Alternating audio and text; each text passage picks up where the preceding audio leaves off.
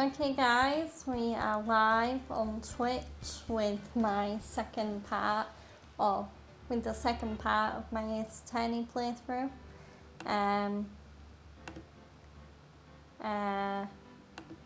Yeah, there we go. So, welcome back to the Ace Attorney playthrough. I've done some fiddling with my audio. Hopefully my audio sounds good. Because I did notice in the last Ace Attorney stream it was very muffled.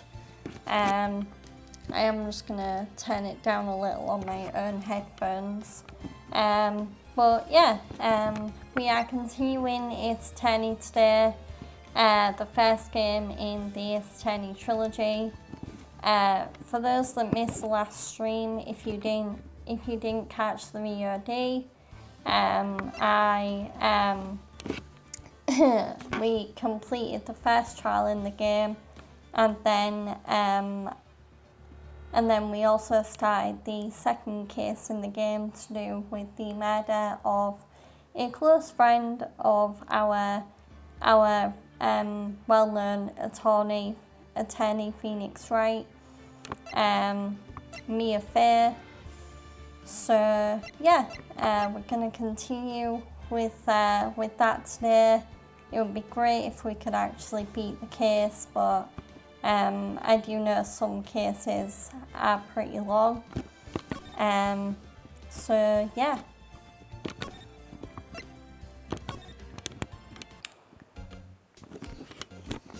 So yep, here we are. So last time we left off, we had just come back to the scene of the crime, so to speak, where Mia was killed, and we are now about to talk to everyone's favourite Ace Attorney series detective, Dick Gumshoe. Also, apologies if you can hear any background noise. My fiance is currently doing house chores whilst I'm streaming. He has been very supportive of my new streaming venture, which I really appreciate. But yeah, so yeah, let's talk to Gumshoe. I see we already have one viewer in the stream. Welcome in. I hope you're doing well.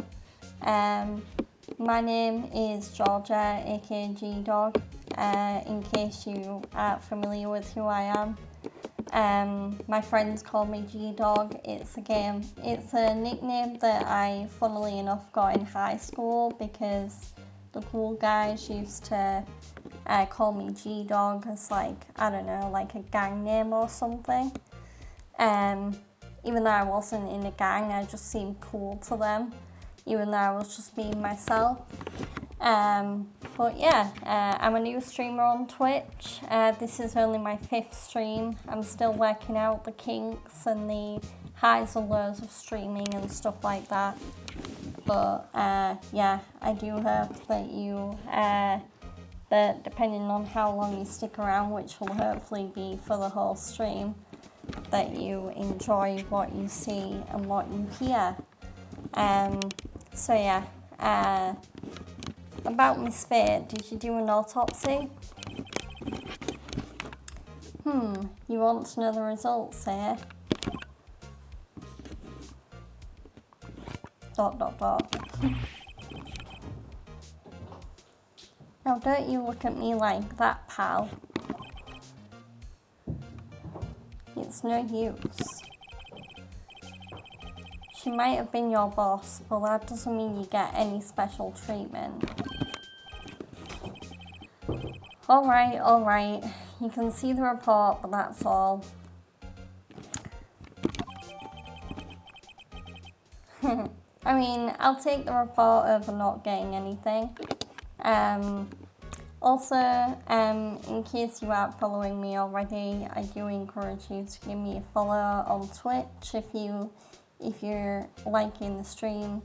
I do have a follower goal set up right now. I am trying to get as many followers as possible because I do plan on making this a regular thing.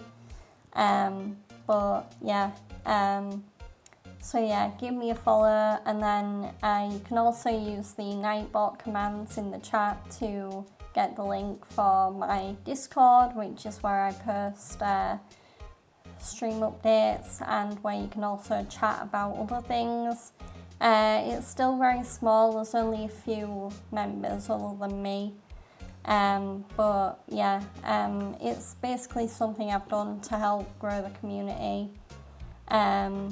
Yeah, there's also links to my Twitter and YouTube on there. YouTube is where I post the VODs from my Twitch streams. It's a good way to back up the VODs, because obviously Twitch, I don't think, keeps the VODs forever. But yeah. And then, yeah, so, and then my Twitter, or X account, I also post stream updates on there. But yeah, so, yeah, that was just a little bit about the Nightbot commands. So we got the autopsy report, which is good, because I'm sure that will come in handy. Now let's ask Gumshoe about Maya. I'm also just gonna very quickly take a sip of my water, because I am aware that I do have a bit of a graveliness to my voice right now. There we go. But yeah, so about Maya. Yeah, I'm looking forward to the trial. Sorry, pal, but this is one trial you aren't going to win. Well, why do you say that?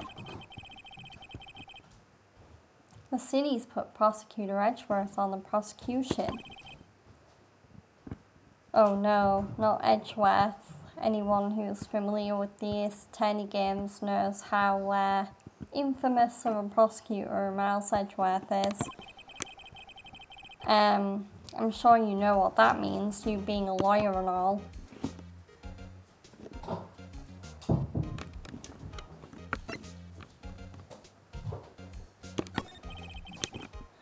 Now let's talk about Edgeworth. Prosecutor Edgeworth. That's right, pal, Mr. Miles Edgeworth himself. Wait, you do know him, don't you? Of course I do. I'm familiar with this game. I know him. He is a fair prosecutor. He doesn't feel pain. He doesn't feel remorse. He won't stop until he gets his guilty verdict.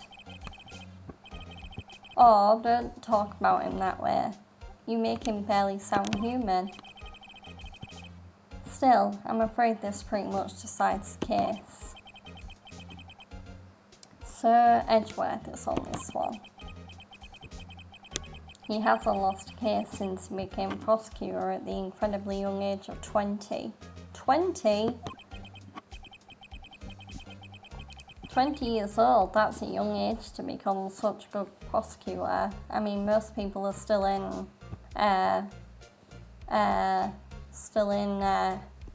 uni? Yeah, I was just trying to remember like where I was at that age, but yeah, I was in uni. All I know for sure is that Edgeworth hates crime with an almost abnormal passion. I never imagined I'd be facing him so soon. So, yeah, we've talked Gumshoe. Can we present him with anything? Oh god, pardon me. That was just the bubbles from the water I drank. Anyway,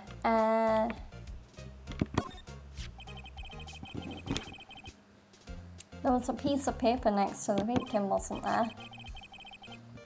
Yeah, the one with the killer's name written on it.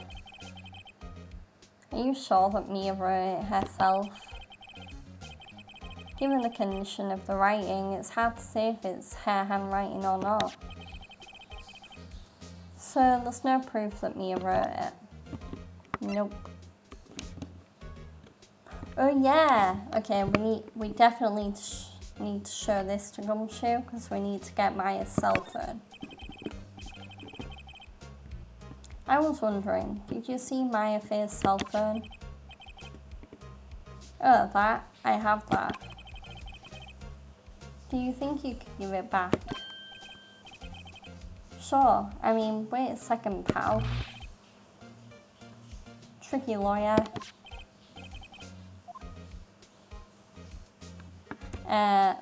He's on to me. Of course we're gonna tell him straight.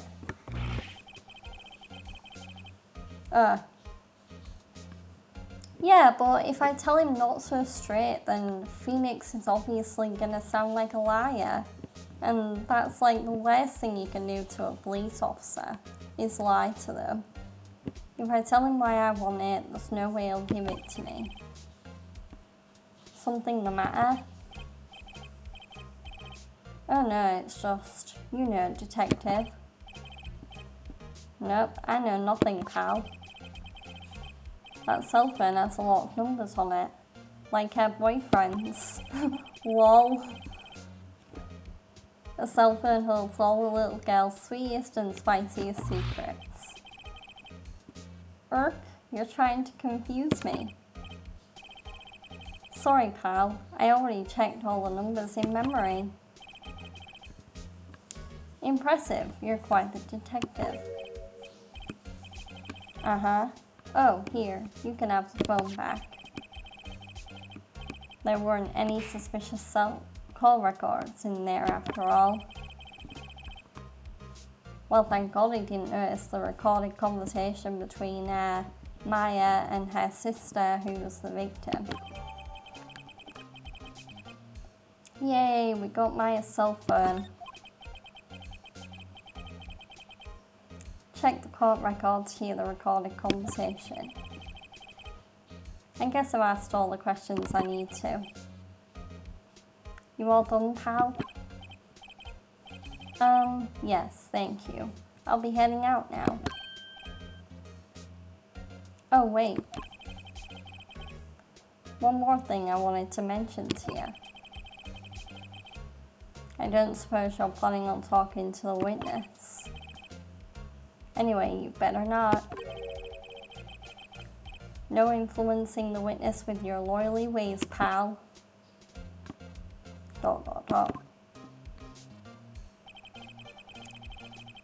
Come to think of it, I had completely forgotten about her. Yes, the woman in the very pink outfit with the very pink hair.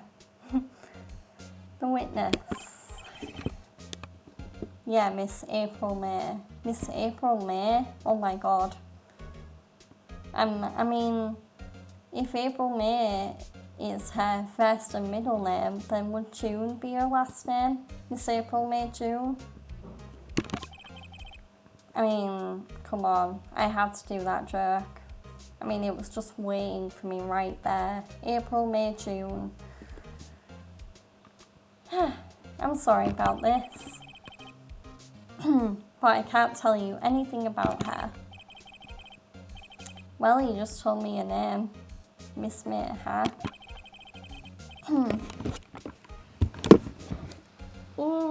Time for another walk break. It seems I'm having one of those days where my voice is wanting to be gravelly. So you've sent her home already then?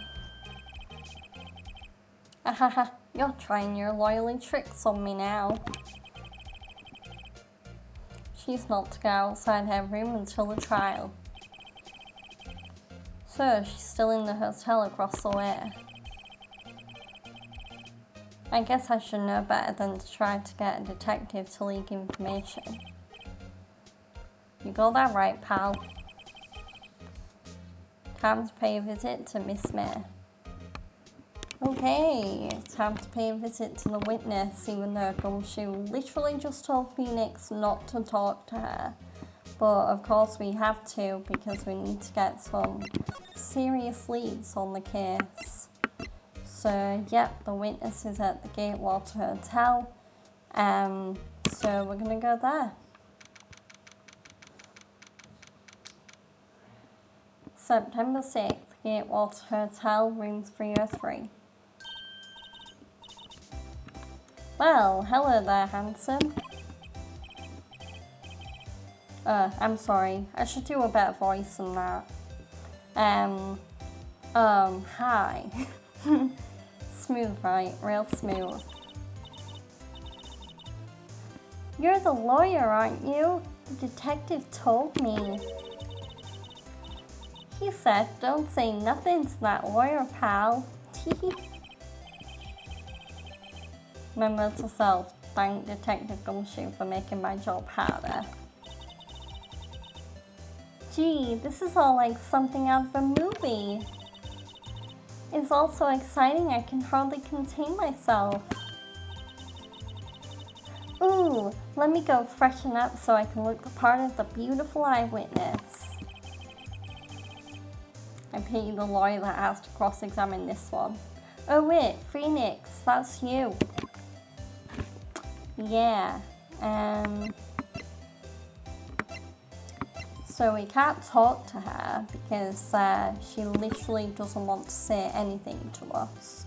But we can examine the room, and I mean, it doesn't take too much observation to realise that there's something very suspicious looking, sticking out of this drawer right here. So let's investigate. There's a screwdriver stuck in this drawer. I wonder what's inside. Let's take a look. Hey, hey, hey, hey! What are you doing? No touching. Ooh, bad boy. You really shouldn't pry around in other people's rooms now. You wouldn't want to make me upset, would you? Upset? I thought she was going to explode for a second there. I wonder what could be inside the drawer. Ugh. Ugh. Right. So yeah, now let's talk to her and see if us examining something that's clearly suspicious will make her talk. Do you think you could tell me something? I need you to describe what you observed at the time of the incident. Ooh, observe, incident. You sound just like a lawyer in the movies. I like a man with a big vocabulary. Better not encourage her. You know that thing that happened the other day, the bath thing? What did you see when it happened? I don't suppose you could tell me about it? Pretty please? Let me see. Well, dream on. If you want to know, you'll just have to come to court tomorrow, Mr. Lawyer. When she said dream on, of course I immediately thought of the Aerosmith song, where Steven Tyler just like screams dream on in like the highest voice ever. Oh boy. Anyway, Miss May. Could you just, who exactly are you? Ooh, Mr. Lawyer, are you hitting on me? No, hey, I'm just doing my job here. You know, you're cute when you blush. Oh god. This woman is like clearly trying to use her wiles to get Phoenix to back off about the case. Believe me, this is the first time in my life I've blushed this much. Phoenix, don't fall for it.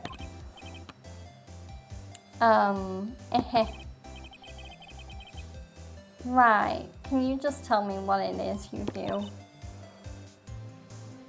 Well, nope. Tee. And you had your little hopes up, didn't you? Oh boy. Okay, now let's ask about this room. I see there are 2 glasses on the table. Is someone staying here with you? Ooh, what amazing powers of observation. You must be one of those famous detectives, like on TV. Oh no, not me. I'm just a lawyer. Say, Mr. Fake Detective, why don't you go look for clues in the garbage? Yeah, this woman has a mouth on her. Like, yeah, if this were me, I would probably be getting a bit annoyed at her right now. Like, I wouldn't be, I mean, yeah. Yeah, I'd be getting very annoyed at her, and I might even be tempted to go a little back cop and like maybe even try and get a bit rough with her, like, because I feel like if I was a cop, I'd want to be like the BA, that's like a short term I use for badass. Yeah, I'd want to be like the BA ones that I see on TV. But yeah. Miss May doesn't like nosy little lawyers. Oh boy. Okay, yeah, actually, let's examine the glasses and see if Phoenix says anything. The late summer sunlight streams through the window. There's a Fane Co. law office building, of course. You can see the inside of the room pretty clearly from here. I think it would be a little difficult to recognize a face from this distance, though. Yeah, he didn't even talk about the glasses. Clearly the window was the big focus of that conversation. There's no point examining that again whilst Mia's in the room. I mean, I could try it, but I guess she'd be like, no, for the 100th time, get your paws out of there. What's inside, I wonder? Yep, she's coughing. Maybe later. Hey, it was funny to check. I mean, I knew it wouldn't have worked out, but yeah. Yeah, there's some flowers here. Yeah, they're fake as expected. I know some flowers and tulips, but that's about the extent of my floral knowledge.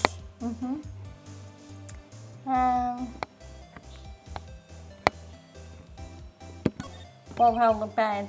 A simple bed. It's been recently made, nothing eye-catching here.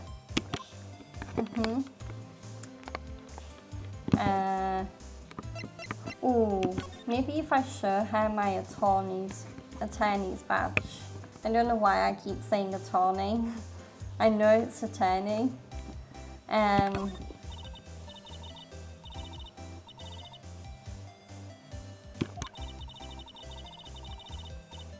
Yeah, okay, yeah, so that didn't work out.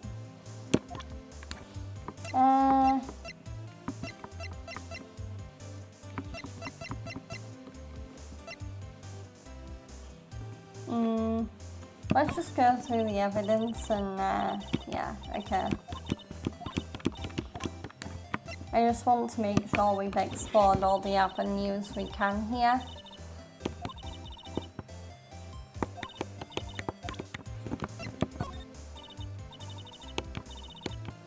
Yeah, so yeah, it looks like she doesn't have anything to say about the evidence. Yeah, so yeah. Does she have any more? No.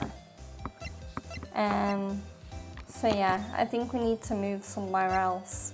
I wonder if the lawyer that Maya wanted us to talk to has come back yet.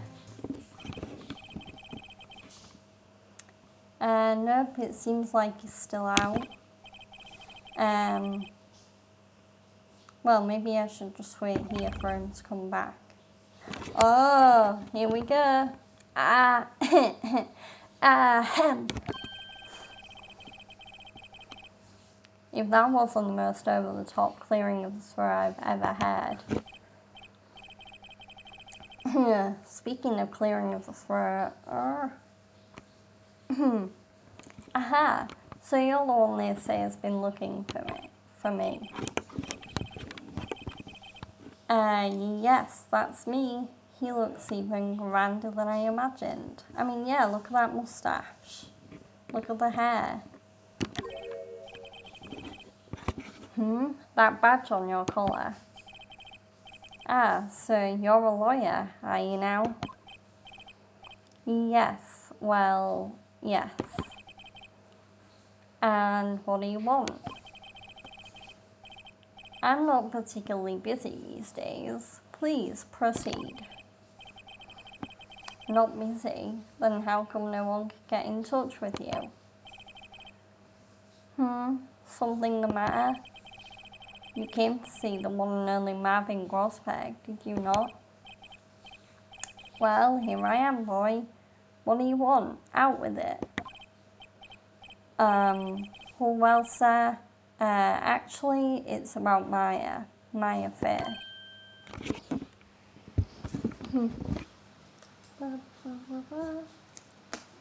Just taking another water break. There we go.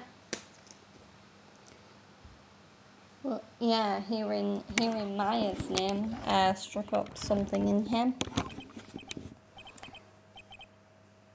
Ah, yes, my affair. Go on. Why the strange reaction? Cha-cha. I'm really quite busy here, Sonny. I can't go taking cases on a day's notice. No, it's quite impossible. Well, wait a second.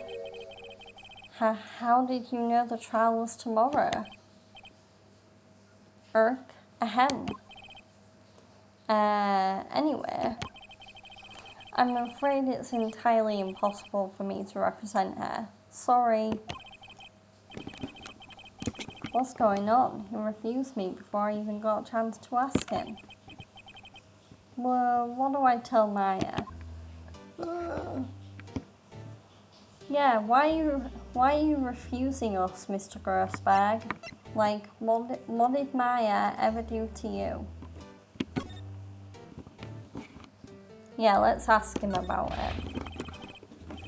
How can you just refuse like that? Please, tell me why you won't take the case.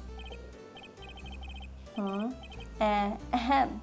Well, you see, it's just, I'm busy, you see. But the client is Mia Faye's sister. Ahem. Mia trusted you. She knew her sister would be in good hands. Yes, of course I know that. However, I'm sorry, but I must refuse. Sorry. Goodbye. Creep. Fine. I don't have time to argue with you anyway. Phoenix, why are you calling him a creep? I mean, yeah, he won't defend Maya, but I mean, he's hardly like being creepy about it. I mean, he probably has a good reason, we just don't know what it is yet. But yeah, so let's go look elsewhere, I guess. Think not. Huh? Did you say something? I think not, I said. Well, what do you mean? I'm terribly, terribly sorry. But I'm afraid that no lawyer worth their salt will take on this particular case. Terribly sorry, my boy. Well, why? I cannot say. I beg your pardon, but could you leave now? I've nothing more to discuss with you.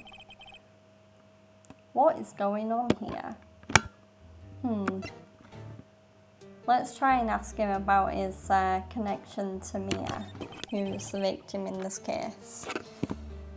How did you know Mia Fair? ... She worked here a long time ago. Quite the apprentice, that one. Learned my techniques in the blink of an eye. She left one day quite suddenly. She had a mission, you see. A mission? You could see it in her eyes. She followed it with burning passion. Never looked back, that one. Oh, so it seems like he kind of thought, like, highly of her. Like, yeah, like, I mean, she was clearly a good apprentice, like, she was good at her job. Yeah, so that makes it even more confusing as to why he won't, like, take Mia's case or anything like that. Yeah, let's ask him about the painting. So, yeah, as in the big, like, Western Indiana Jones painting in the background. That's quite a painting. Aha, you noticed. It's my pride and joy. Impressive, isn't it? Well, isn't it? The colour of the sky, the hue of the sea, the weave of the straw hat. It's worth at least 3 million. 3 million? I have no intention of parting with it, of course. No, I won't sell it, not even to you. I wasn't interested. It's not for sale. I'm not buying. Cheese. Yeah, so the painting clearly has some sort of, I guess, sentimental value to him. So we've talked about him, we've talked about everything with him. Is there anything we can look at? I mean, we've already examined like all of the yellow highlighted stuff. Yeah. Actually, I think Maya might have given us something in the evidence section for us to give to Grossberg.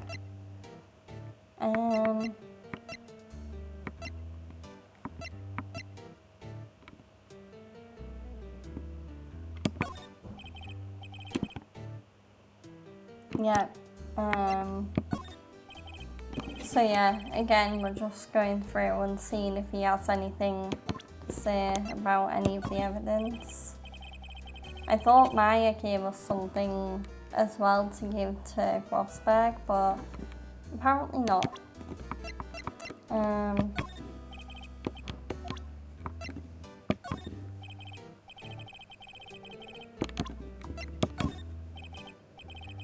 Yeah, so I think the next thing to do is probably to move back to the detention center and tell Maya that we couldn't get Grossberg to defend us.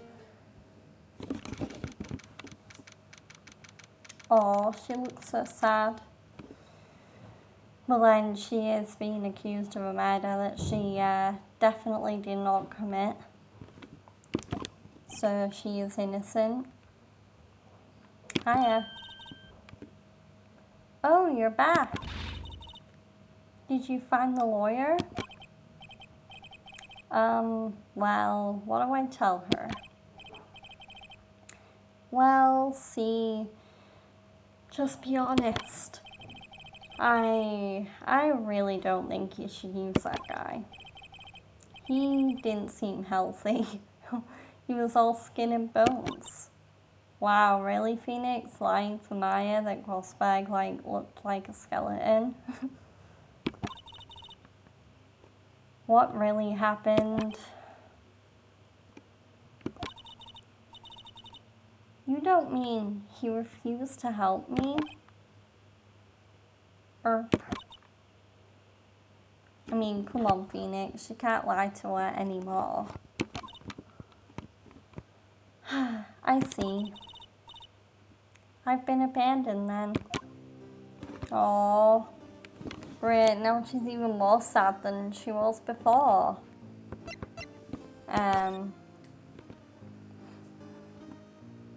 Yeah, let's ask her about her family. What about your family? I only have my sister. My father died when I was very young. And I don't know where my mother is. Don't know, so she could still be alive? Yeah, let's ask about her mother. The women in my family have been mediums for generations. They say a lot of spiritual power runs in our blood. About 15 years ago, our family was involved in an incident. There was a man and he ruined our mother's life. Ruined? After that, she disappeared. Several years after that, my sister announced she would become a lawyer and she left the mountain. So, you live by yourself? Yes, I've gotten used to it. Oh, also, I have to become independent or I will lose my powers. I feel bad for her, all by herself up on that mountain.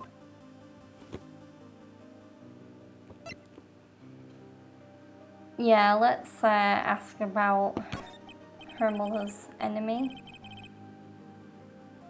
So, who was this man who ruined your mother? About 15 years ago, there was an unusual murder case. It made quite a stir. Everyone was talking about it, apparently. The police were running out of leads, and they were getting desperate. Wait, they didn't use a spirit medium, did they? The police convinced my mother to try and contact the victim. Wow, so what happened? The case was solved. We thought.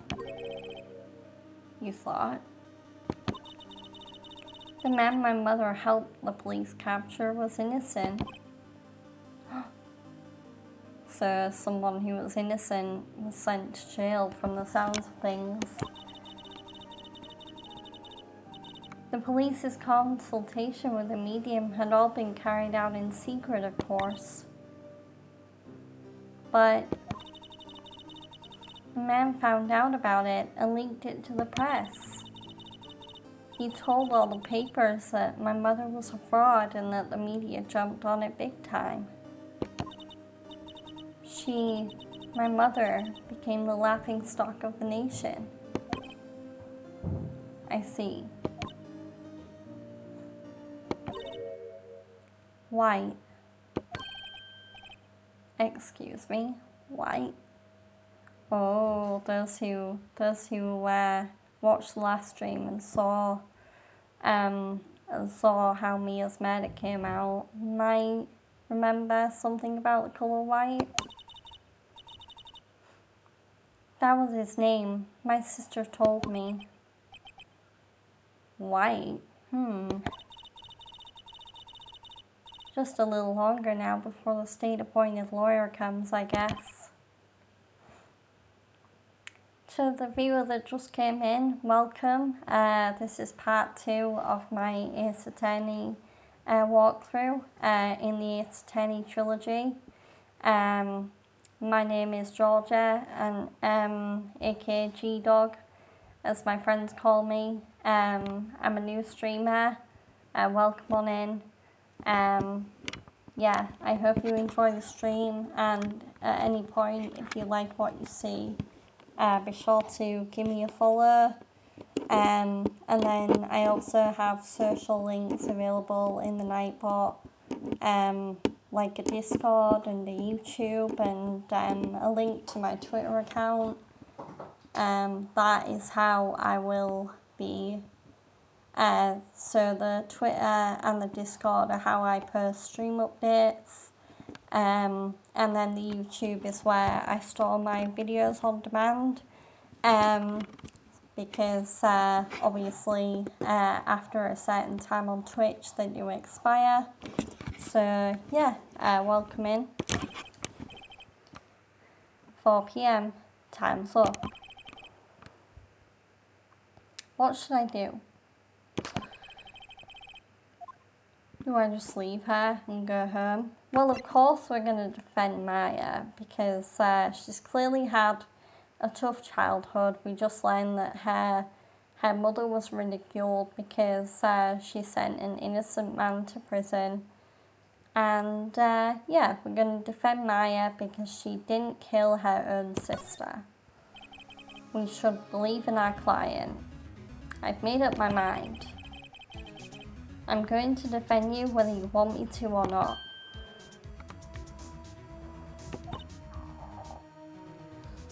Why? Why? Well,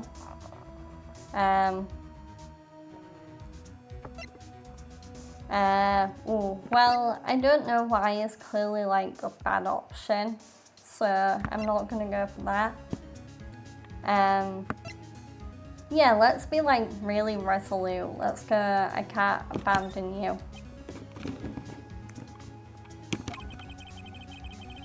No one is as sad as a person without any friends. I know, I've been there a long time ago. Why did I become a lawyer in the first place? Because someone has to look out for people who have no one on their side. Maya, I won't abandon you. You can count on me. That's so kind of you.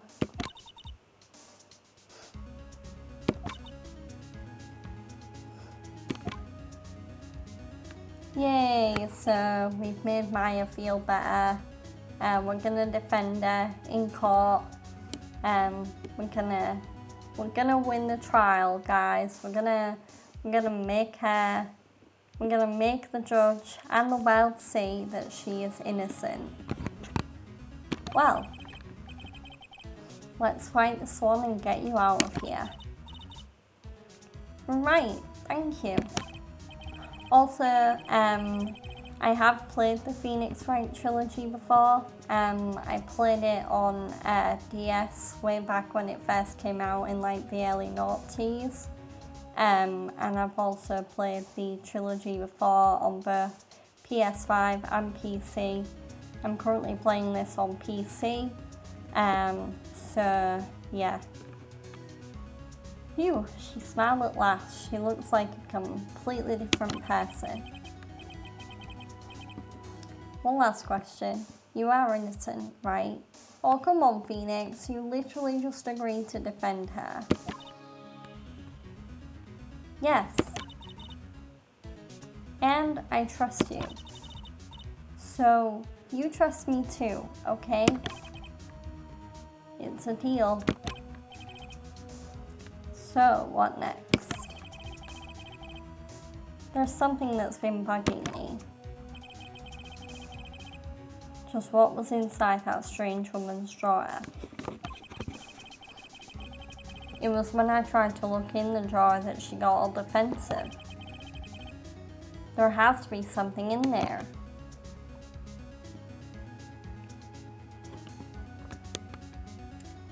So yeah, so it's looking like the next move we're gonna make is back to the hotel, because we need to find out what is in that suspicious drawer. So yeah. Oh, hello there, a bellboy. Good afternoon, sir. Excuse me, you are? Ah, I beg your pardon, sir. I am the bellboy of this establishment, at your service, sir. Oh, right. I've just come up to deliver room service, sir. Do you know where Miss May might be?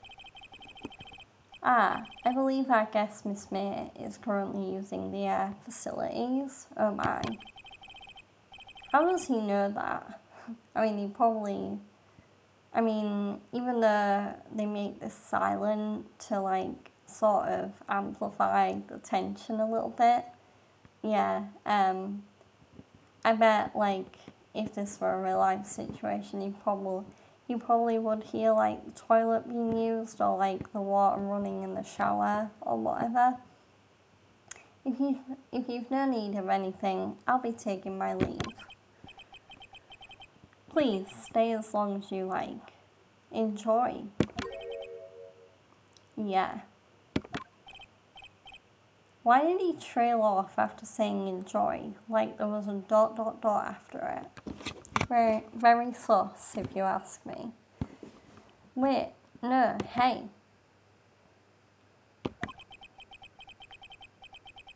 Why does it seem like every time I come here, I end up embarrassing myself? Wait, now's my chance to snoop around a bit. Ah, I almost forgot. Gah, you came back quick. May I ask you to inform Miss May that there is a message for her? Please tell her that Mr. White of Blue Corp phoned. Oh, right, sure. Really? Now we're Mr. May's messenger boy?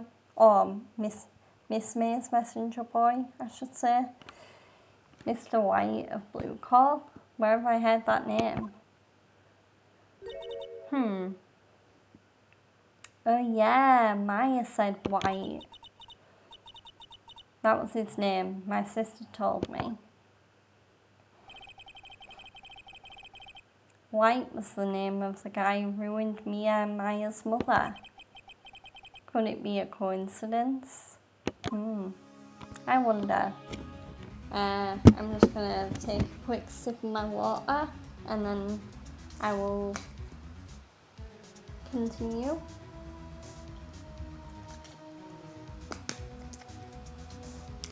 But yeah, there's starting to be some connections made in this game. But yeah, let's examine the drawer, which is the one thing that we came to look into. No screwdriver sticking out of that half-open drawer. Now's my chance to see what's inside. What do we have here? A wiretap? What could a woman like her be doing with a thing like this? I think she's spying on someone. But as to who that someone is, I do not know. There is definitely something suspicious about this Miss May. Why would she have something like this in her hotel room? There's a story behind all this, I know it. Alright. I'll be using this bit of evidence in tomorrow's trial, that's for sure. For Maya's sake, I'll get to this woman's bottom. Phoenix! How dare you? Wait, I mean, you know what I mean. Oh, bellboy, still there? Time to scram. I look forward to tangoing with you tomorrow, Miss May. In court. So yeah, that was the investigation section. So yeah, let's save our progress. And then we're gonna continue and then go to the trial and hopefully prove my innocent.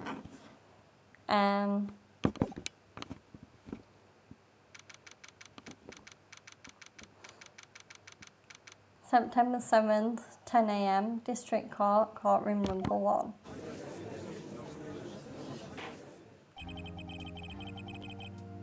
Court is now in session for the trial of Miss Maya Fay. The prosecution is ready, Your Honour. The defence is ready, Your Honour. Miles Edgeworth. I better not show any signs of weakness today, or he'll be on me in an instant.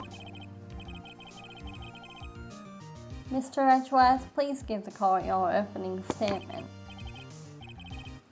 Thank you, Your Honour. The defendant, Ismaya Fair, was at the scene of the crime. The prosecution has evidence she committed this murder, and we have a witness who saw her do it. The prosecution sees no reason to doubt the facts of the case, Your Honour.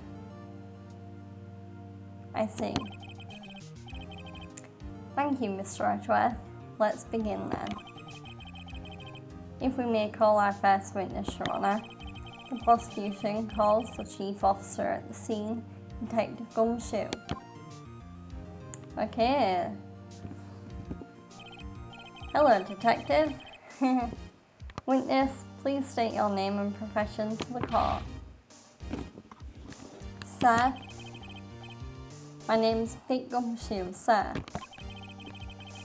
I'm the detective in charge of homicides down at the precinct, sir.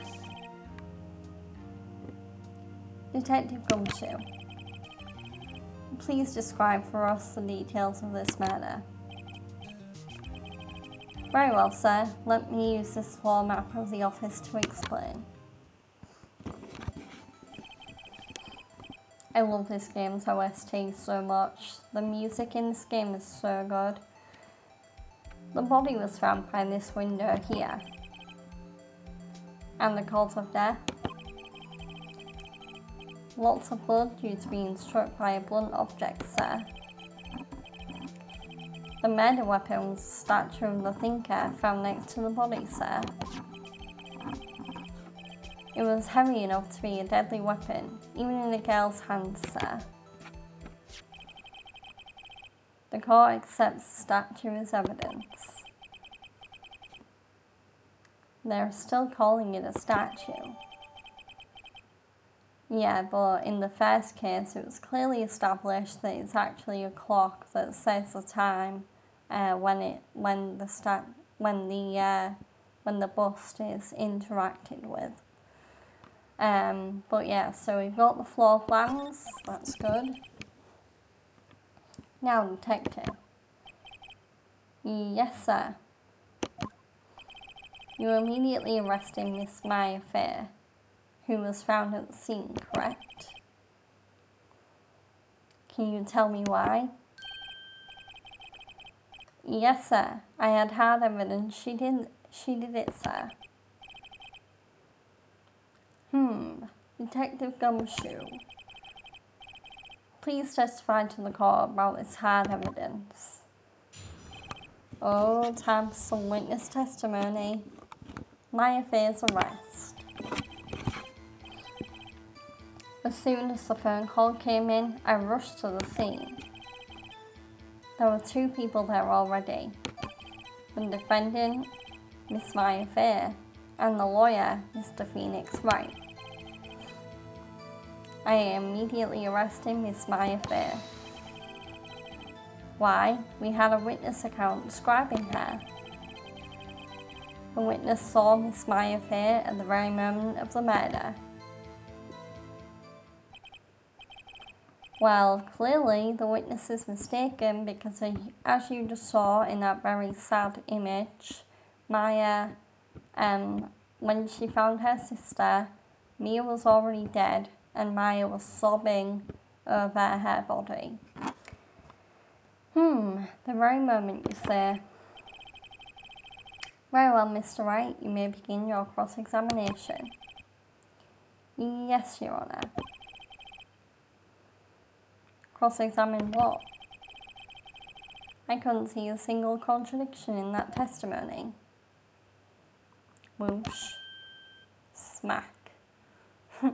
Oh wow, something hit Phoenix. Hey, Maya just threw something at me. What's this? When my sister couldn't find any contradictions in a witness's testimony, she will bluff it and press the witness on every detail. The witness always slips up and says something wrong. It worked lots of times. Heh, I should have expected Maya would know some of her sister's tricks. Alright, let's give this a try. So yeah, the game's basically telling us that, yeah, we should probably press every statement until we can figure something out that seems amiss. Something the matter. No, Your Honour, I'd like to begin my cross-examination.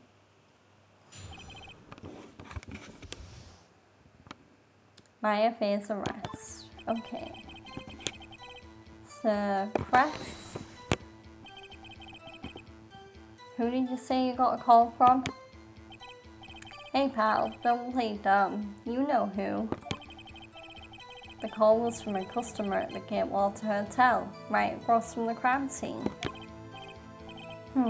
Okay, I pressed. Not sure it did much though. Right, please continue.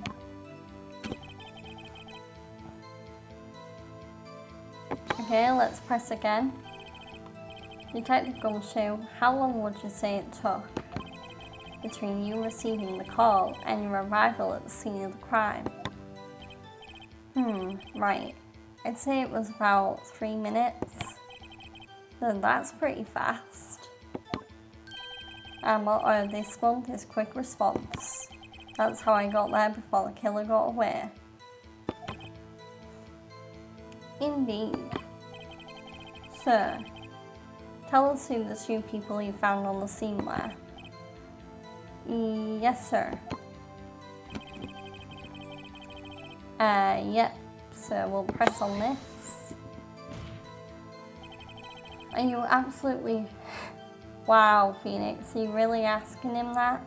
Are you absolutely sure it was us? Listen, pal, your dumb act will only get you so far. With her funky hippie clothes and your spiky hair, you two stand out like suspicious people at a crime scene. Well, he does have a point about her. She is pretty unmistakable. Okay. Yeah, let's press here. Why's that? What's your reason?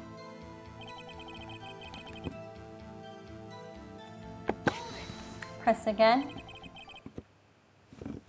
Hold on just 1 second. Yeah. If I heard correctly, you said you arrested her because you had hard evidence she did it, correct? Huh? Yeah, did I say that? Me? Everyone's saying you said it. Exactly what about this suspicious woman in pink's claim was hard evidence? Well, what? Miss May isn't suspicious, and she sure isn't pink, pal. Dude, she's literally wearing pink everywhere you look on her. Well, I guess she is pink. That's enough, Detective Gumshoe. Do you have any more solid proof other than her claims, detective?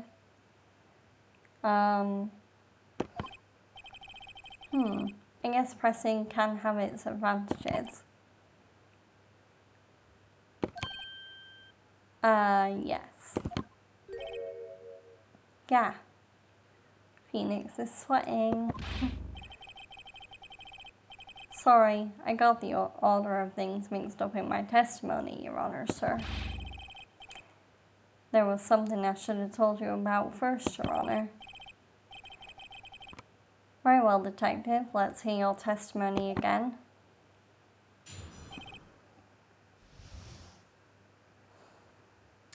So, a new testimony, hard evidence. After securing the suspect, I examined the scene of the crime with my own eyes.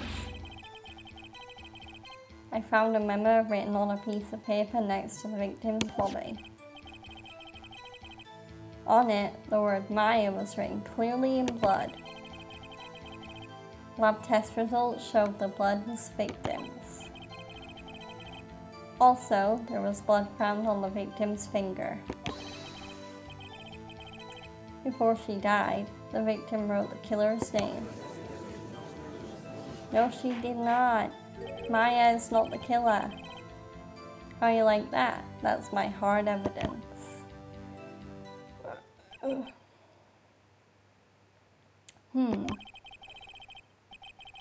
Before we begin cross-examination, I have a question for you, Detective. Your Honor. Why didn't you testify about this vital piece of evidence the first time? I know. I'm really embarrassed I forgot about it, Your Honor, sir. I'm just having another sip of my water.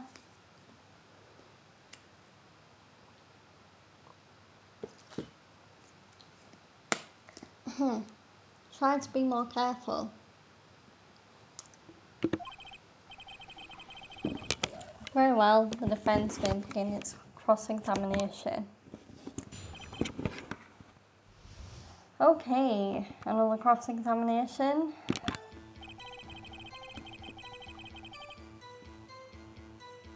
Okay, let's press. And you find any evidence? Now, don't jump the gun on me, pal. Just listen, I'm getting to the good part. I got a bad feeling about this. I found a memo written on a piece of paper next to the victim's body. Just because she found it next to the body does not mean the victim wrote it. Haha, then who did write it? Smarty pants. Who?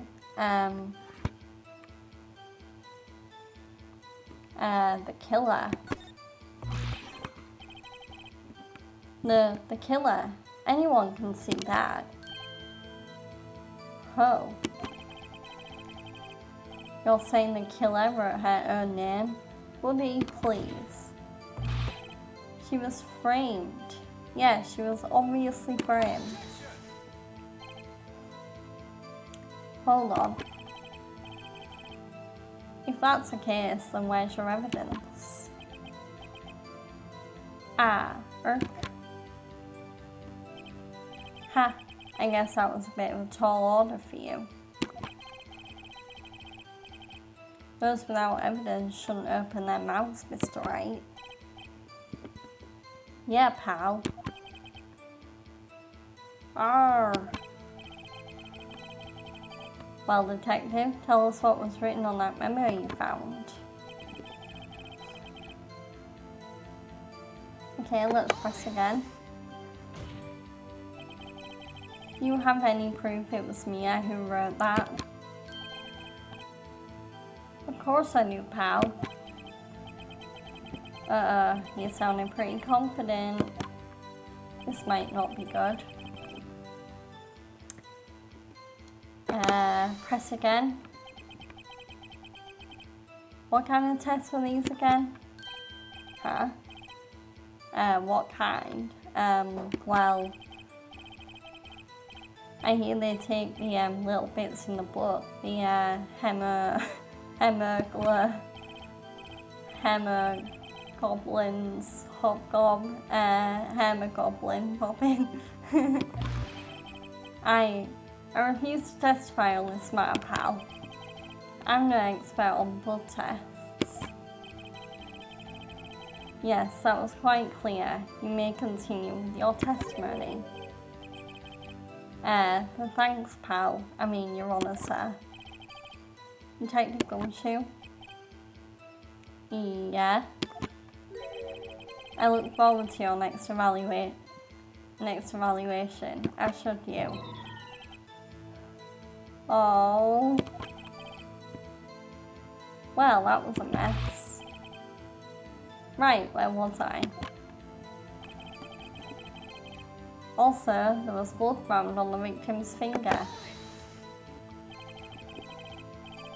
On which hand was the bloody finger, detective? The right hand. She was right-handed. Ha ha ha. Nice try. I guess it wasn't too hard to see what I was getting at there. Before she died, the victim wrote the killer's name.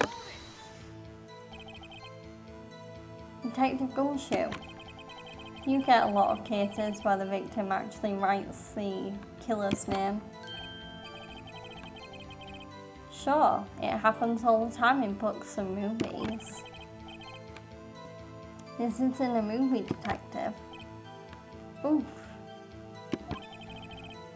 Let's talk about reality, shall we? I guess I haven't heard of many cases, no. Don't you find it a little odd that the victim would write down a name? Especially the name of her own sister? Yeah, actually, you got a point, pal. Stop right there. The witness's opinion on the matter is irrelevant. The facts are clear. The victim wrote down the name of the accused. The victim told us the name of her killer. Order! Order! Well, that didn't go so well. That's right, what he said. That's his whole testimony. Okay, there has to be a contradiction in there somewhere. Let's find it. So, I don't think it's on that statement. That's obvious. So now we're looking for a contradiction where I have to present evidence. The blood was the victim's. I don't think I can disprove that. There was blood found on the victim's finger. I think it might have something to do with this one. So if we present and look at Mia's autopsy report. Aha! So her death was instantaneous, so she couldn't have written the killer's name. Yeah, that is how you figure that out. Detective Gumshoe, there's one thing I want you to clarify for me here. You say that the victim, Mia Fair, wrote this note. That she was accusing the defendant, Maya Fair. That's really what you're saying? Well, what? This isn't one of those lawyer tricks now, is it? Of course she wrote it. Who else could have? You have it backwards, detective. I love this. I love that smug smile that Phoenix does whenever he thinks he's advancing in a case. But backwards. The victim is the only person who absolutely could not have written it. This is a report from your department, Detective. Immediate death due to a blow from a blunt object. She died immediately. Yes, as I just said. I knew that. I was smart. Yay. But no butting your way out of this one, Detective.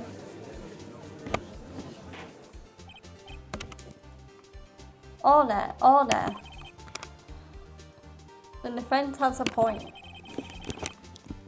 Someone who died immediately wouldn't have time to write anything down. Exactly.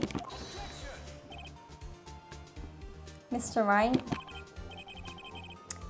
I beg your pardon, but when exactly did you obtain that autopsy report? Well, when?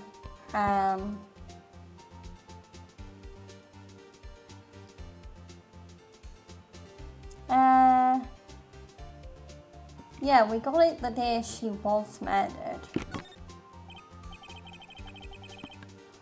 I'm pretty sure it was the day of the murder. You're wrong there, pal. We didn't write an autopsy. Okay, so it was the day after. Yeah, I'm sorry, I can't remember everything. The prosecution's point being that autopsy. Oh, really? It's outdated? Come on. That autopsy report is outdated, Your Honour. Well, what? A second autopsy was performed yesterday at my request. Death was in fact almost immediate due to a blow from a blunt object. But there is a possibility the victim lived for several minutes after the blow. Really? Edgeworth, you slimy person. Why did you have to do another autopsy and then not share the results from it? Come on. That's bad prosecuting. I get you want to make sure Maya is guilty in the end, but come on, dude. I received these results this morning. No way. Your Honour. It's quite easy to imagine that the victim did have time to write Maya. That is all. I see. Of course, Edgeworth is taking his bow. Damn you, Edgeworth. I should have known you'd have something up your sleeve. Why, Mr. Wright? You look shocked.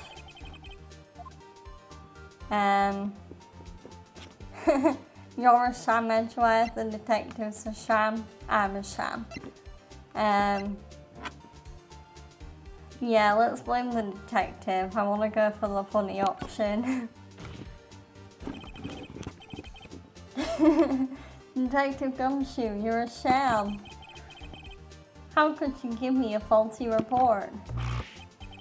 Huh? I thought... Detective Gumshoe? Burp? I'm disappointed in you, handing him the wrong report like that. Eh? I'm sorry, sir. You are at fault, Detective. Even Edgeworth's blaming the detective. Lol. This isn't going to look good on your evaluation next month. Oh, something tells me Gumshoe is not getting a very good report card. Well, what? But... Your Honour, I submit this updated report to the court. Understood. The court accepts the evidence. Okay, sir, Oh, James Knack, thank you very much for the follow. I appreciate it. Yeah, thank you for the follow. I hope you're enjoying the stream. Yeah, thank you. Back to the game. And thank you for the whisper as well. I really hope that success does come my way with this. Obviously, I don't expect to just like skyrocket to like insane viewership, but everything I've heard from so far, like feedback I've gotten has been positive and really good. But yeah, I'm definitely gonna keep it up, and once again I appreciate the kind words, and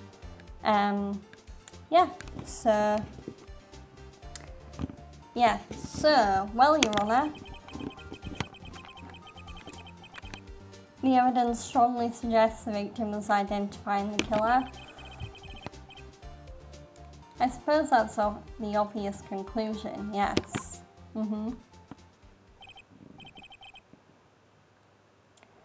Damn, this isn't good. Oh, it's really nice. So, as I'm playing this game, like the sun's just come out, so yeah, my room has gone from looking like really drab and overcast to like now just having the sun shining through.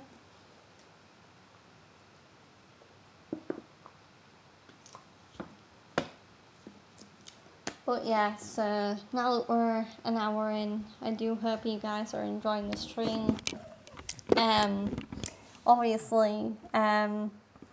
Obviously I do plan to keep going, like I'm not stopping like anytime soon. So I do hope you guys are enjoying the ups and downs of Phoenix Wright. Again, if you haven't already, I encourage you to give me a follow. I do have Nightbot commands for social media posts and stuff. Social media links, I should say, and then the Discord. It's all just ways of growing this community, and again making sure that I do sort of have the best start on Twitch that I can have. Already this is exceeding my expectations, so like I love that I already have like an average viewership, even if it is pretty low right now. And I love that I seem to be getting good feedback and followers every stream. So clearly I'm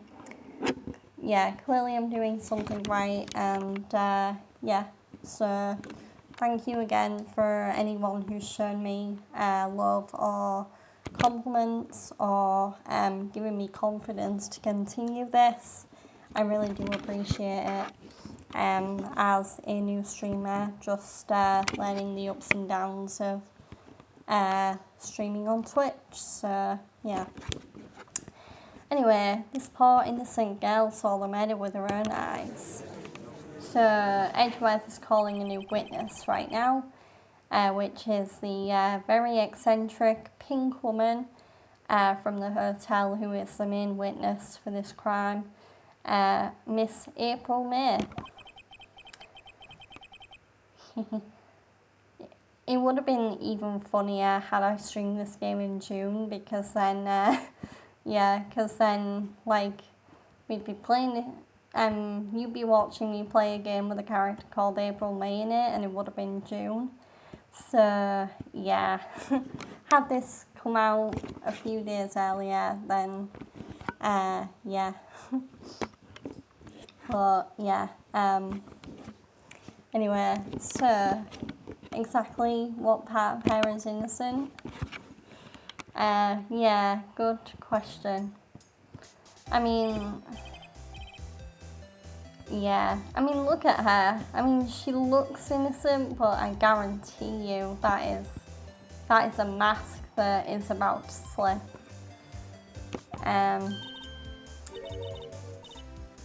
April May, at your service. Wink.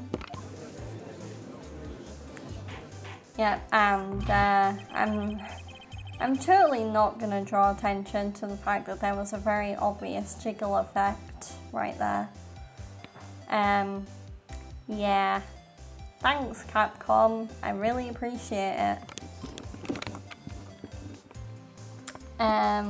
Order. An introduction should not require any reaction from the crowd.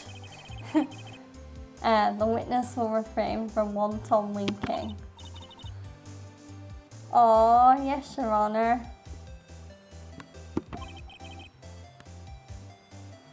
This is not good. She's already captured the heart of every man in the courtroom.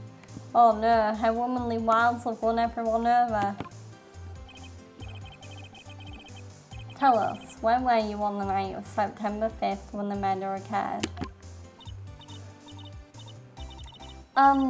Gee, I was like in my hotel room. I checked in like right after lunch.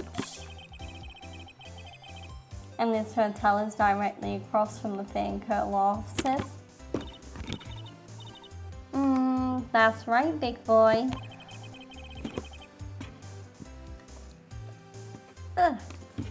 Please testify to the court about what you saw.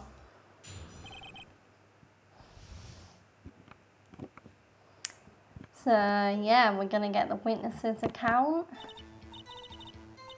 It was like 9 o'clock at night. I looked out the window, you know. And then, I saw a woman with long hair being attacked.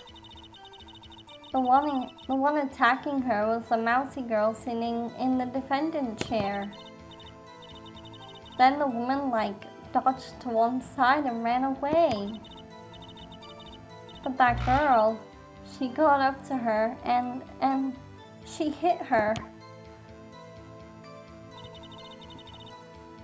Then the woman with the long hair, she kinda slumped. The end. That's all I saw. Every little bitsy witsy wink.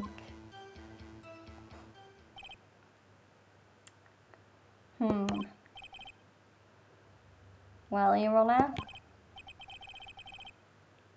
I see. It is a remarkably solid testimony.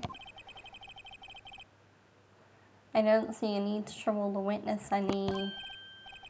Well, wait, Your Honor. Yes, Mr. Wright? What about my cross-examination? I thought the witness's testimony just now was quite firm, didn't you?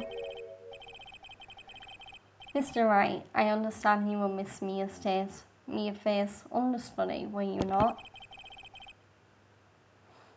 You must know her techniques well.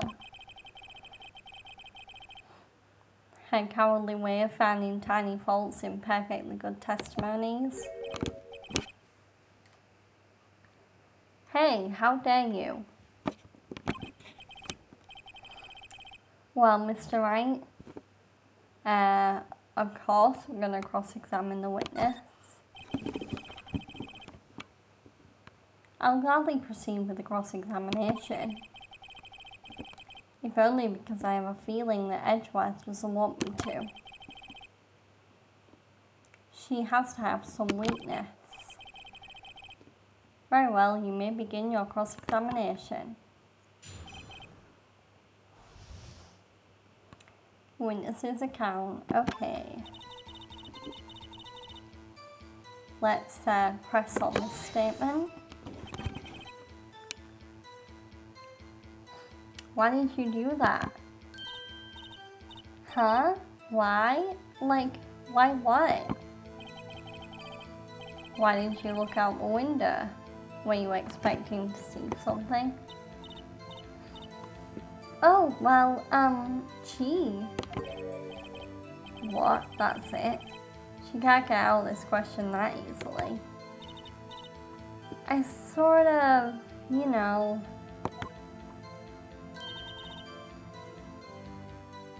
I had a feeling. Well, I have a feeling she's trying to avoid the question. Maybe I should press a little harder. Go for it. Let's see how far I can run with this. Surely you must have had a reason to look out your window that time of night. Ooh. Mr. Wright, I will not have you badgering my witness. Badgering? You insist on needling her with these trivial questions. I really don't think it should be allowed. Oh no. The whole courtroom is turning against him. Order! Mr. Wright, you have been warned. Oh girl, what about poor me? Exactly. He looked out the window. What did you see next? And then, ooh, I saw a woman with long hair being attacked. The woman with long hair, was that Mia Fair? Slender, sort of. Well, some people might say pretty if that's your thing. Your thing. And the person attacking her? The one attacking her was a mousy girl sitting in the defendant's chair. How do you know she was the defendant? Huh? Well, you know, she had a girlish physique. Women know these things. Oh, look, I just know, okay? There was only one person at the scene of the crime with a short, girlish figure. The testimony is bulletproof, Your Honor. He's right. No, I question it. Hold on a minute. That testimony stinks. Oh, what? Miss May, I'm willing to bet that. Well, she definitely saw something, but I think she's lying. Are you telling the truth? Did you really see the defendant?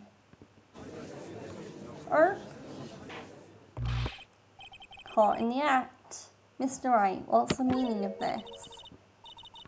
Yes, what is the meaning? Somebody tell me because I'm clueless. About this, I mean. Okay. If you had really witnessed my client, Maya Fey, you would have noticed her clothes before noticing her physique. Just taking another water break again. Just to keep my voice hydrated.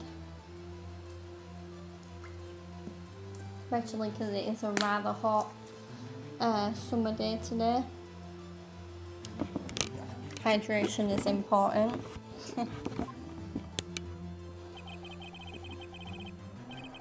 No one wears clothes like this on a daily basis except her.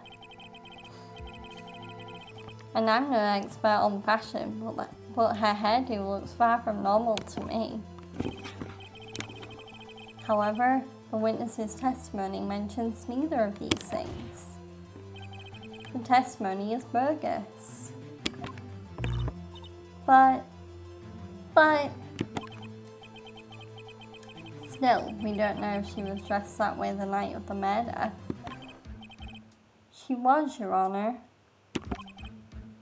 I saw her. And so did Detective Gumshoe. What do you say to that, Miss May?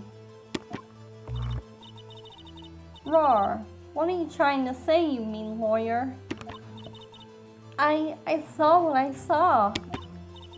I just didn't think all the trifling little details were necessary, darling. Miss Smith, the court would like to remind you to please omit nothing in your testimony. I'm sorry, Your Honor. I'll be a good girl. I promise. Your testimony again, if you would. Damn, I almost had her.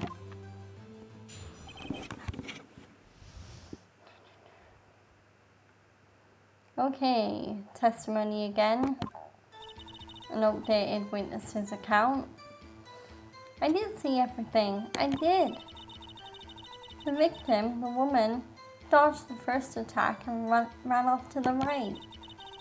Then, the girl in the hippie clothes ran after her. And she hit her with that weapon. I saw it. I did. That clock. The kind of statuary clock. The thinker, I think. Well, does the accuracy of my report not startle you? Teehee. I see. I only wish you had been so detailed from the beginning. Please begin the cross-examination.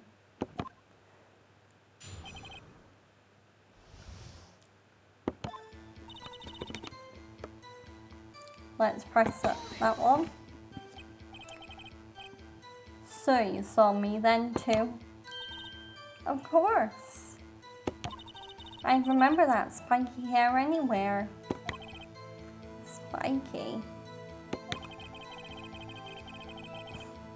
The witness will refrain from personal attacks on the defense attorney.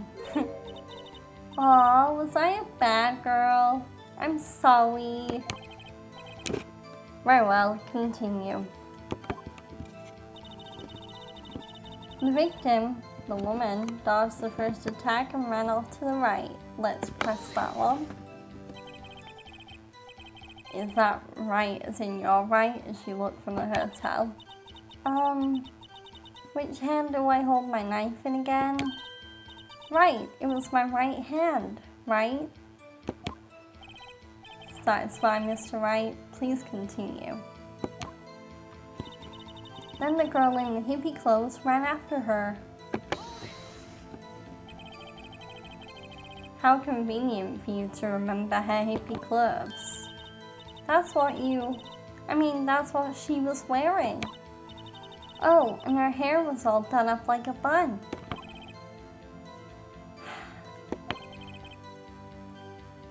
What happened then? And she hit her with that weapon. I saw it. I did. Where did this weapon come from? She picked it up from the desk. I see. What sort of weapon was it?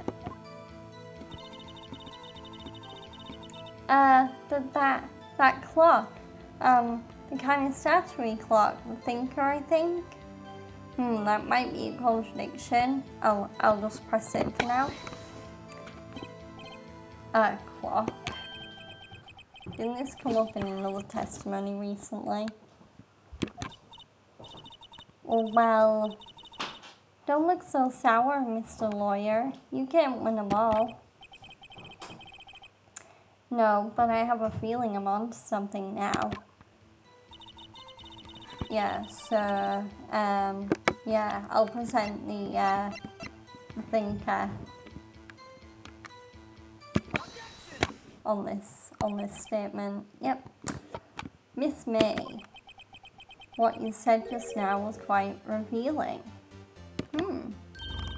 Revealing? Ooh, you'd like that, wouldn't you, naughty Mr. Lawyer? You just said that the statue of the thinker was a clock. But there's no way of knowing that just by looking at it. Nope. I mean, it could. I mean, it looks just like a statue, honestly.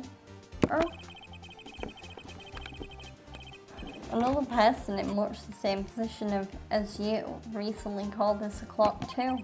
And he was found guilty of murder. Ooh. Order. Miss May, can you explain how you know this was a clock? Ooh, the witness saw the murder with her own eyes. That's all that's important here. The defense is trying to confuse the issue with trivial concerns. Yes, of course. You will withdraw your question, Mr. Wright. The questions are all I have, Your Honor. And as you may recall, I've caught murderers with these questions before. Well, only once.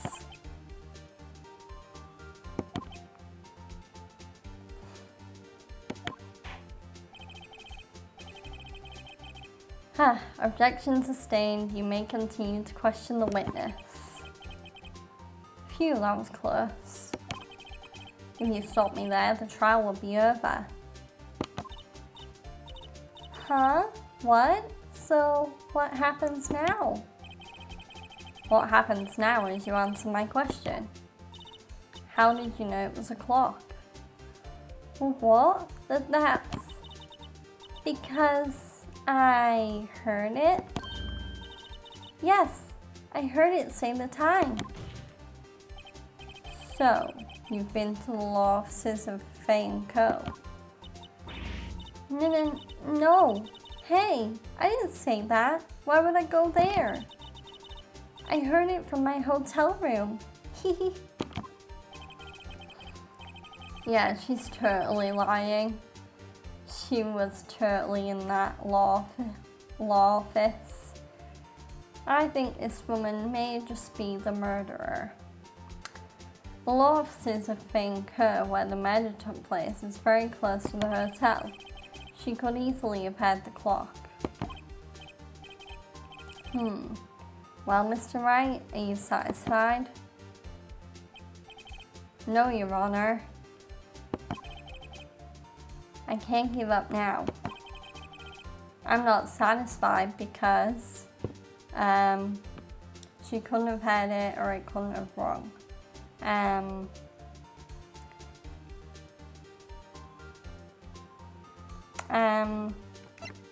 I don't think it could have wrong.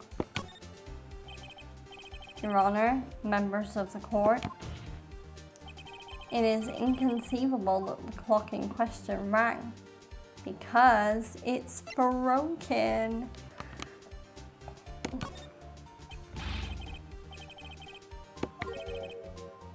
Oh, no, it's not broken, it's empty. Yeah.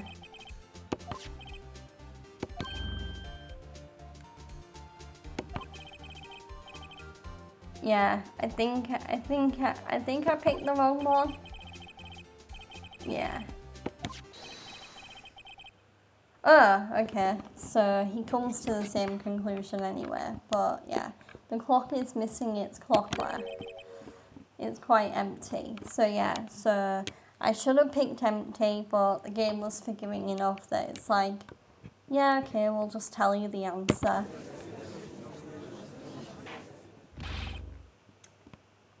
Mr. Wright, would you care to explain to the court the meaning of this?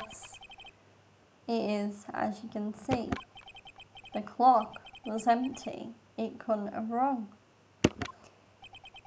Therefore, this witness is a big fat liar. Fat? Well, Miss May, tusk. Huh?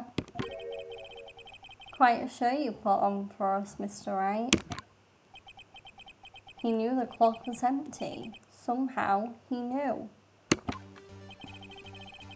I'm afraid you've forgotten one thing.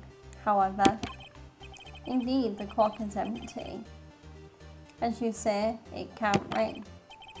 However, we must ask, when was the clockwork removed? If it was after the witness had the clock, then there is no contradiction. That's true. That is a possibility. The clock might have been emptied after she heard it. And that is exactly what happened, Your Honour. Well, Mr. Wright, can you prove when the clock mic was removed? Yes, I can prove that, actually. I can think of a piece of evidence that tells me when the clock mic was removed. Haha, impossible, of course. I have proof. Well, what? Wasn't it you who told me proof is everything? Well, I was listening. And now I'll show you the proof you like so much. The evidence that proves when the clock mic is removed is... so if I check...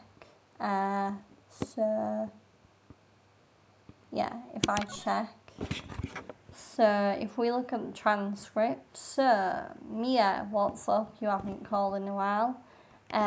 So Mia wanted Maya to hold on to something for her. So yeah, Mia tells Maya the clock isn't working. So Mia was still alive when the clockwork was removed. So yeah, let's present the phone. Take a look at this.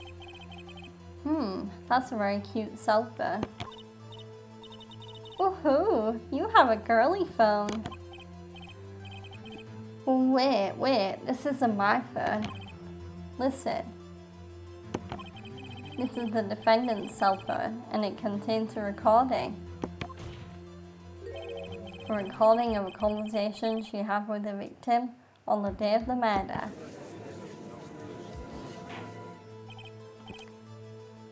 Order. The defendant's cell phone. This wasn't brought to my attention. Perhaps Detective Gumshoe overlooked it. Rumble. The good detective better remember he's up for evaluation soon. Oh no, Gumshoe is really not going to get a good report card. I gotta say, I'm starting to feel bad for the big fella. Let's hear the conversation. So yeah, this is just gonna play back the conversation that I partially looked through.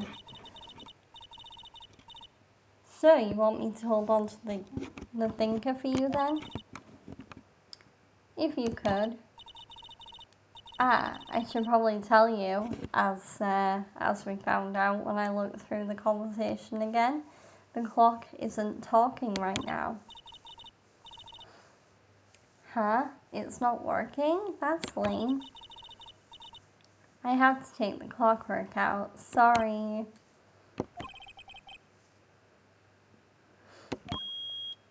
And there we go. So that's all the proof that Phoenix needs. Hopefully. Your Honour, I think this makes it clear the clockwork was already gone by the time this was recorded, which was well before the witness even arrived at her hotel. Ma? Well, Miss May, would you care to explain this to the court? Just how did you know that weapon was a clock?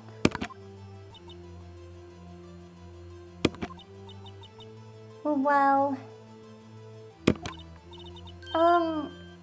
isn't it obvious? I saw that clock before. What store was that again? I go to so many. Oops, I forgot. Link. So the witness has seen it before. That would make sense, except it doesn't. Yes. The witness claims she has seen it before. But this directly contradicts a piece of evidence already submitted to the court. Well then, let's see it. Please produce this evidence that will prove the witness had not seen the clock before. So, if we go to the thinker, it says made by Larry Butts. It's not something you can buy in a store. Someone made it.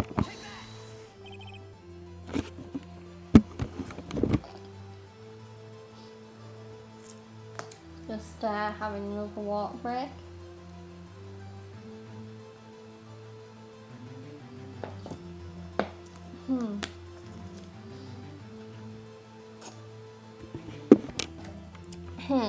It's simple. The clock was never in any store ever, as I just said.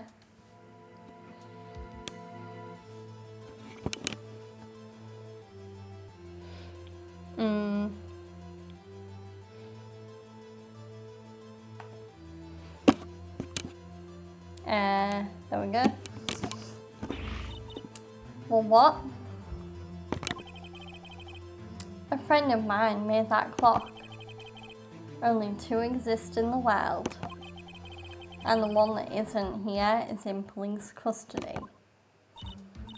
Impossible. Everything is sold in stores. Miss May, I think it's high time you went shopping for a better excuse.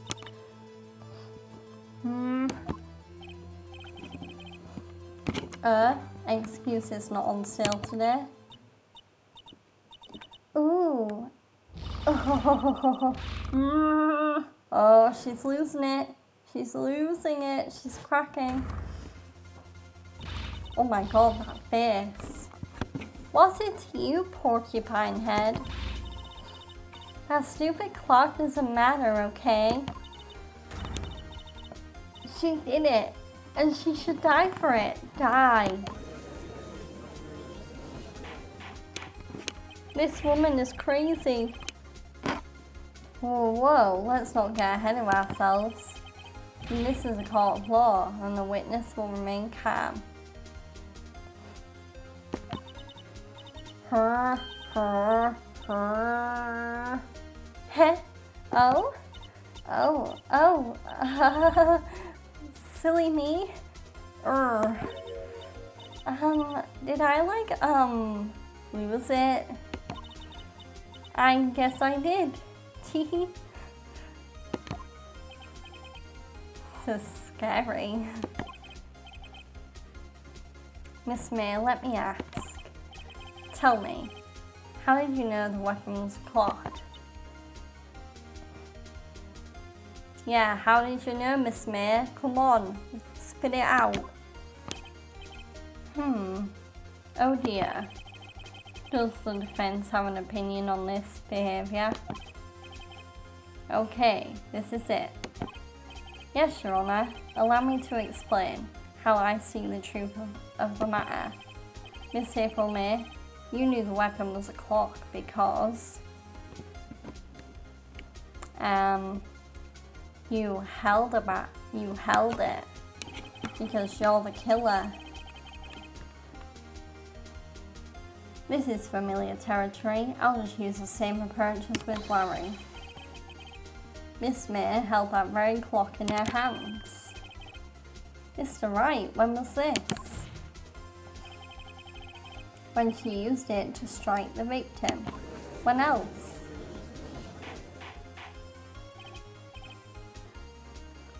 Order. Mr. Wright, what is the meaning of this? April May, you killed me, affair, I say. And when you struck, the force of the impact made the thinker ring. That's when you heard it.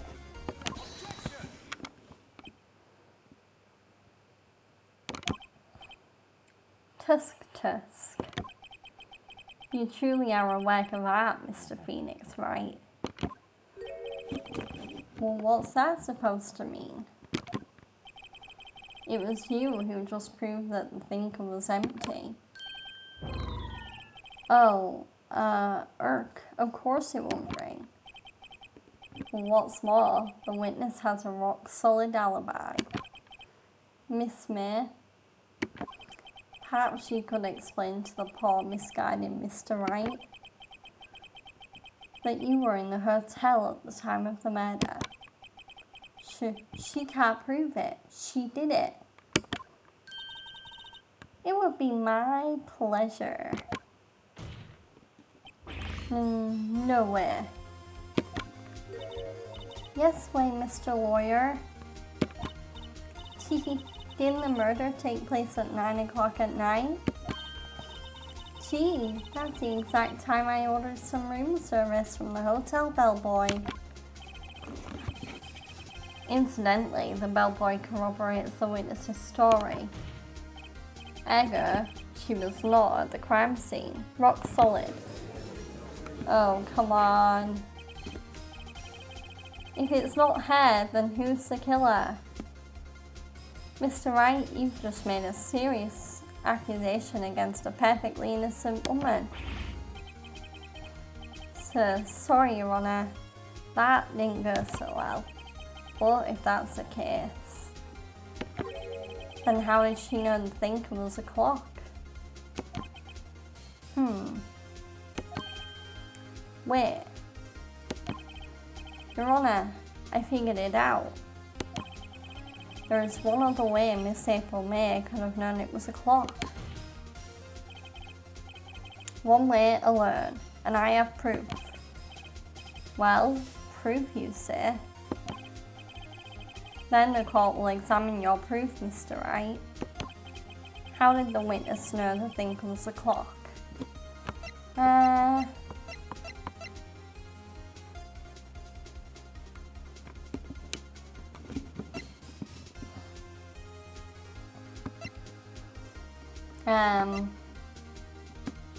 I don't think it's the floor plans.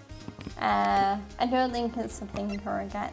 The wiretap. Yeah, that's it. She found out through spying.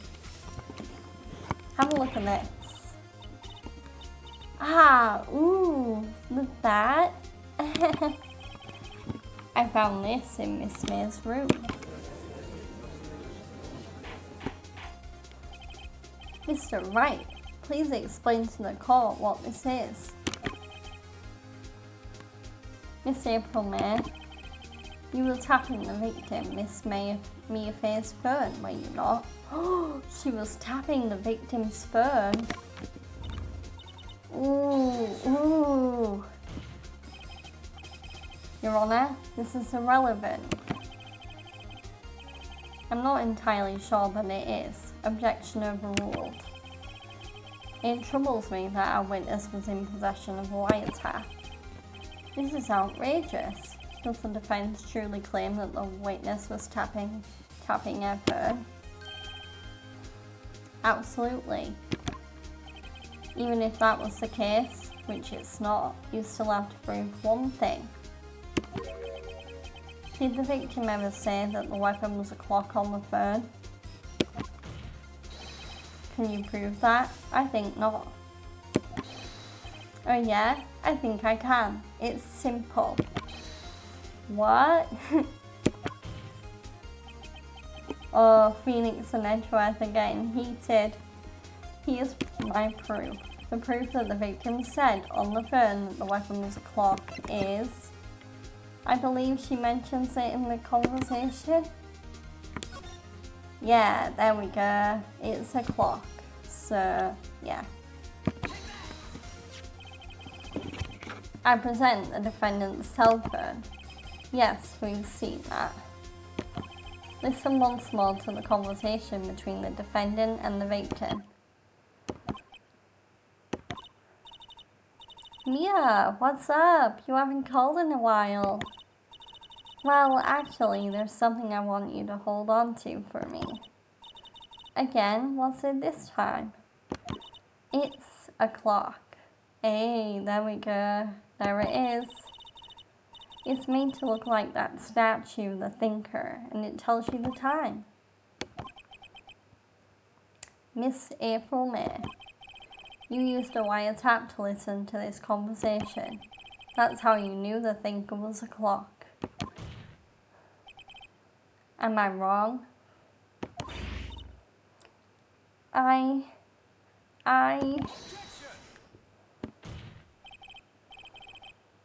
Your Honour, this is ridiculous. Your Honour, look at the witness's face. Does she seem amused to you? The defence demands an answer. La la la. Witness, answer the question. Did you tap her phone? Miss May. Shut up, all of you. What gives you the right to talk to me like that? You lawyer.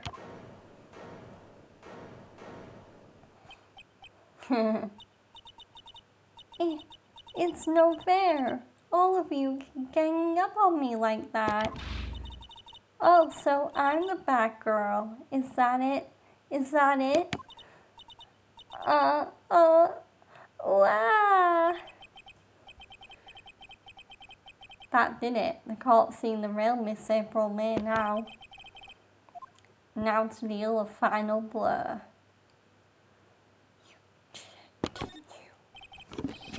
You did it, didn't you?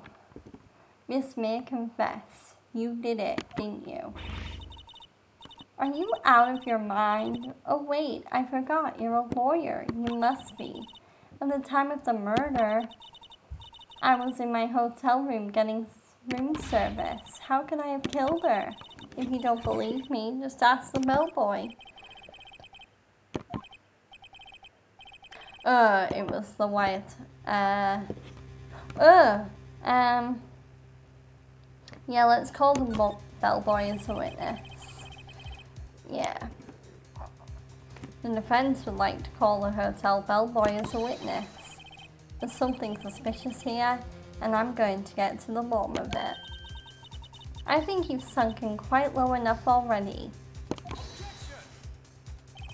I object to calling the bellboy. Well, why? What's your reason? Because I hold that the wiretapping had nothing to do with the killing. However, if you agree to one condition, I'll consent to calling this witness. Condition? If Miss April May's alibi is not called into question after you examine the bellboy, then you will recognise that Miss April May was not the killer, but she is innocent. And thereby, you must also accept the verdict of guilty for Miss Maya Fair. Oh, the stakes have been raised. That is my condition. What? I better find something suspicious in that bellboy's testimony. Otherwise, Maya will be declared guilty on the spot. What should I do? Accept the condition. We've got no choice. Go big or go home. Alright, I've got nothing to lose, except for, well, everything. Understood. I accept your condition. Fool. You fell right into my trap.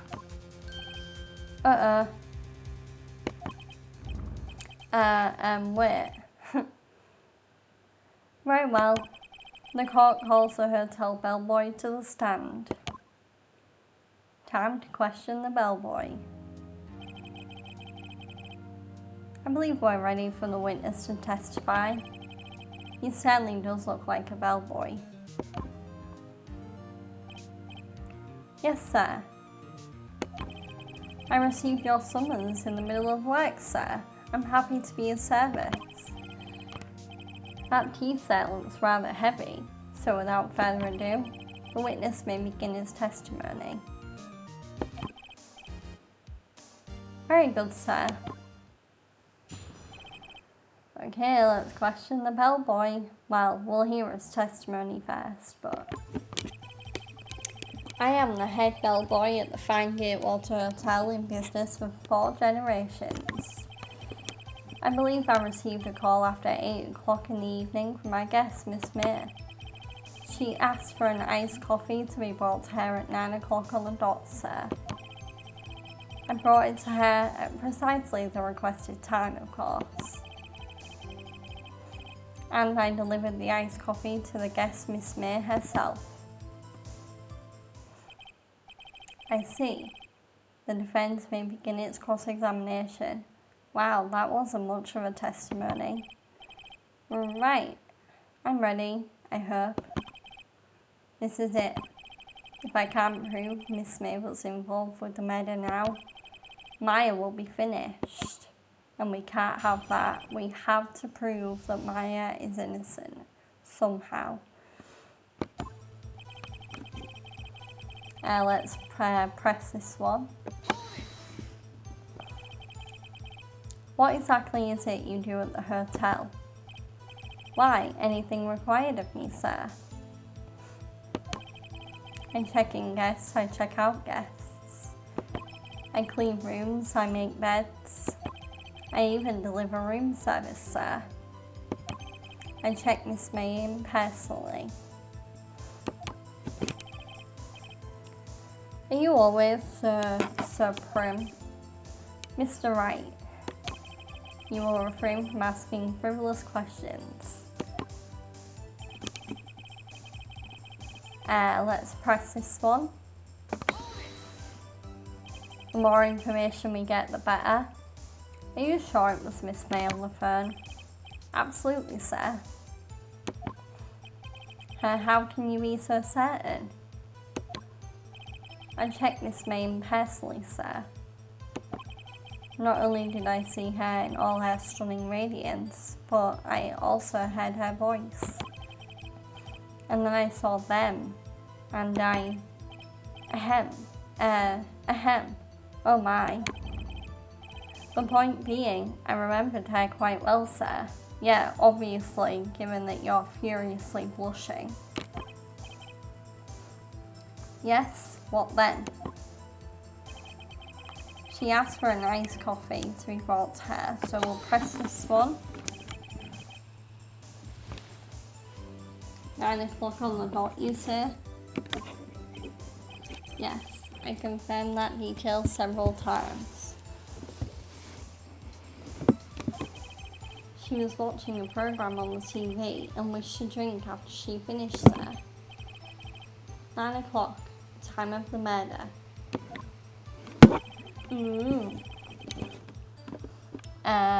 We'll press this one. Precisely 9 o'clock then. Precisely, exactly, and most definitely. Sir, 9 p.m. How can you be so sure? Miss May was quite insistent that it be brought then. Bellboy? I'd like iced coffee at exactly 9 o'clock. Something like that, sir. Therefore, I knocked on her door at the crack of 9, sir. Why would she be so particular about the time? And then let's press this one. You are sure it was Miss April May herself? Absolutely, sir. Absolutely. Yes, sir. As in, so very absolutely, sir. It's an endearing mannerism of mine. How come you're so very certain? Well, when I brought the room service, sir, the guest, sir, favoured me with a embrasser, sir. Embrasser? Is that French for embrace? It's French for kiss, sir. Well, not a French kiss, sir. More of a peck on the cheek, which he clearly liked because he's furiously blushing. Well, why would she have done that? I believe perhaps she was momentarily swayed by my prim demeanour, sir. It was a moment I shall never ever forget, sir. Sounds pretty fishy to me. I think our Miss May was up to something and wanted the bellboy to remember her. It's no good. There's nothing there. Is that it? Tusk. Finally, you understand. This bellboy has absolutely no reason to lie. Now, if you have any decency, you will end this rather tedious cross-examination here. It was a bit tedious. The witness may leave the stand. Protest. We can't let him leave, otherwise Maya will be found guilty. Well, wait, please wait. Yes, then does the defence have something to add? One last question. Let me ask one last question. Your Honour, I must object. This charade of justice has gone on long enough. Now, Mr. Edgeworth. Alright, Mr. Wright. I'll give you one more question, that is all. Okay. This is really it now. This is my last chance. What do I ask him about? Check-in, room service, bed making. Check-in. So tell me about check-in. Tell me about when you checked in, Miss May. Oh, alright. Very well, sir. My first thought was that she was a beautiful, beautiful person. She's just my type of girl, so it was a disappointment, really. I see. Excuse me. What exactly was a disappointment? Well, I am not without charm, sir, but even I'd have little chance with her lover there. She wasn't alone. What did he say? What did you say? Rather, quite. Well, boy, tell us the truth now. Did Miss May check in with another person? Oh, there might be another suspect. I object. That was objectionable. Objection overruled. The witness will answer the question. And yes, I see. Why did you not mention this in your testimony? Well, sir, you didn't ask. Nice try. That's the sort of thing you're normally supposed to mention. Time for another water break.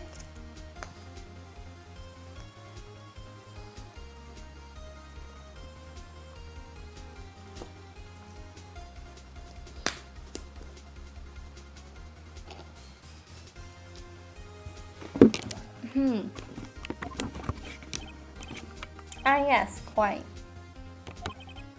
Indeed. It was the good barrister there, Mr. Edgeworth, who... He asked me not to mention it if I wasn't specifically asked, sir. Oof. You fool. I've done it. I've won. Have we really done it? Ooh. Miss April May had checked into a twin room with a man, correct? Yes, sir. Then, when you brought them room service, you didn't see that man in the room? That's right, sir.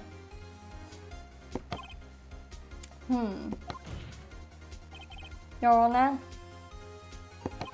we have just learned of another person involved who may have been the murderer. In light of this new fact, I hold that it's impossible to judge the defendant. Wouldn't you agree, Mr. Edgeworth? And who, Mr. Wright? Who is this other person? Simple, it was the man with Miss May.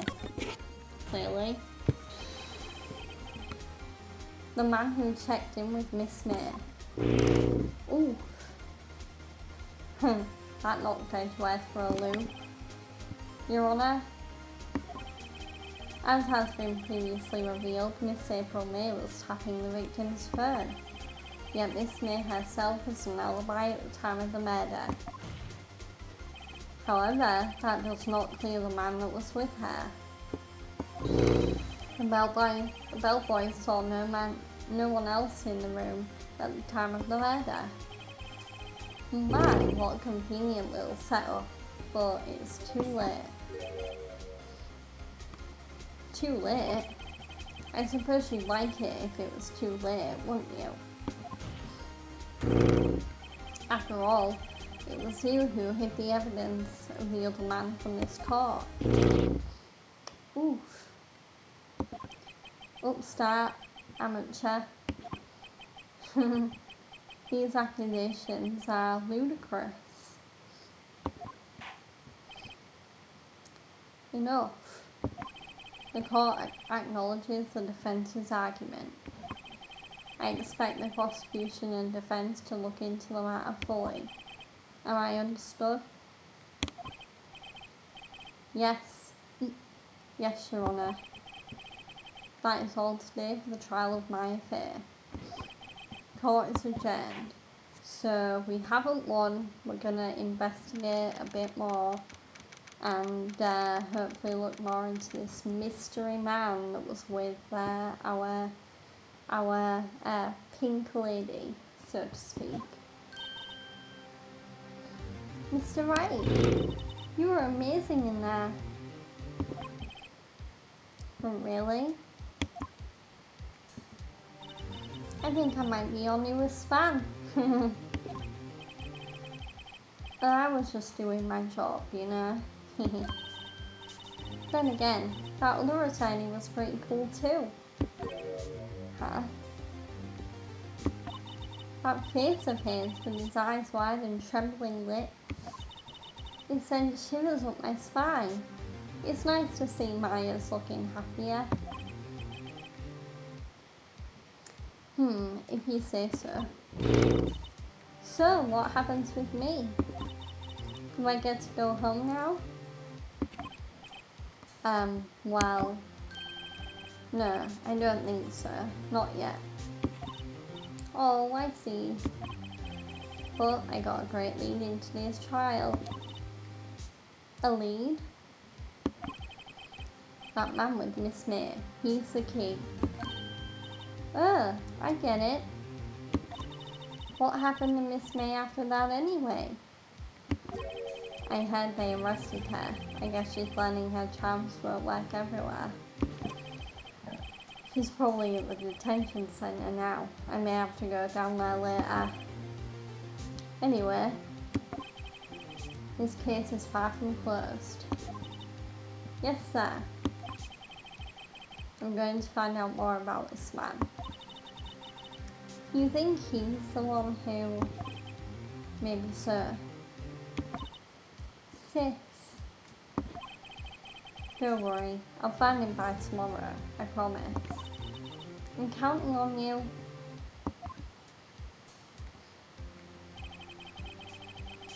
I asked for a full record of April May's testimony.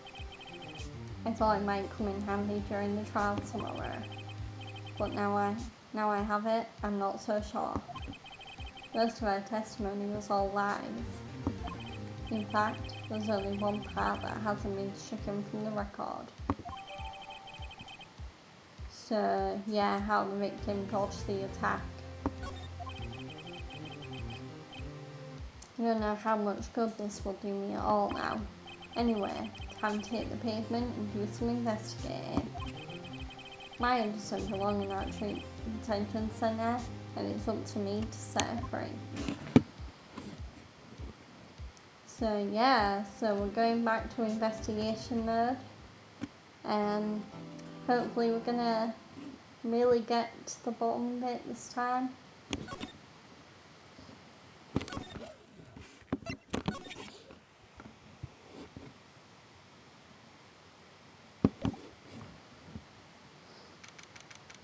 Well yeah, let's keep it rolling.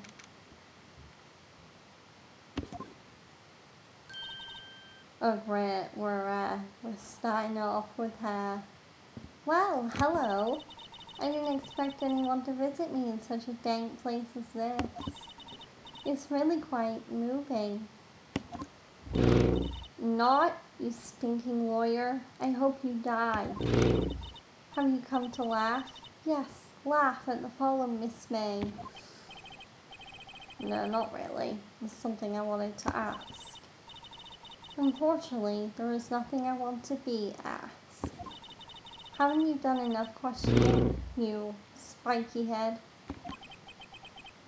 Here we go again. Please, you're scaring the security guard. So, what is it you wish to ask of me then? For starters, how did you get to be so totally whacked? Yeah, how did she get to be totally off a rocker crazy? But yeah, let's talk to her, I guess. Hopefully she'll give us some form of answers.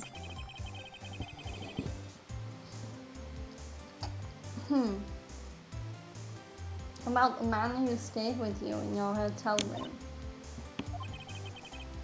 Can you tell me about him?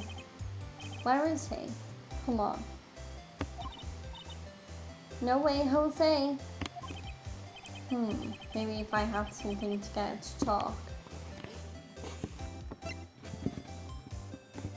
The wiretap. Why did you place a wiretap on Mia's phone? Oh, when you say it like that, it sounds so cold, so criminal. Tapping people's phones is a crime, Miss Smith. And I suppose you learned that in lawyer school, Creep. This woman is impossible to talk to. Wow, yeah, let's just be bold and ask about her attitude. Sid, why are you so angry? I mean, you don't look like a bad person. Ooh, that does it. Bottom feeding scum sucking lawyer. Bottom? I can't tell, does she have a thing against lawyers or just against me?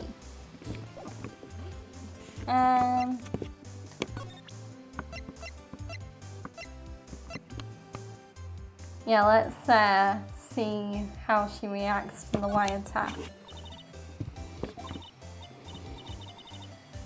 Hey, guess what? Actually, I really hate your guts. So get lost because, well, I'm not cooperating. Thanks, I noticed. Yeah, so we're clearly gonna need to look elsewhere. She didn't give us any answers, so yeah, let's move somewhere else. Yeah, let's go back to the law offices.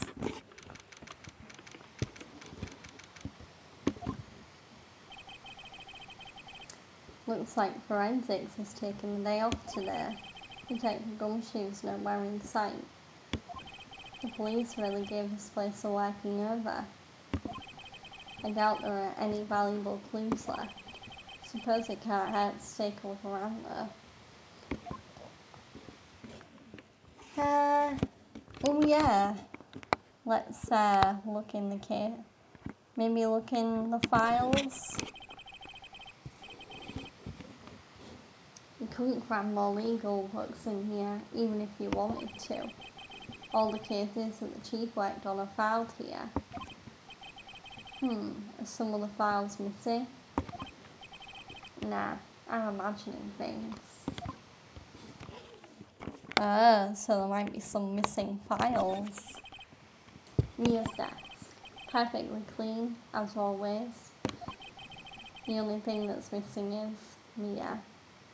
Oh.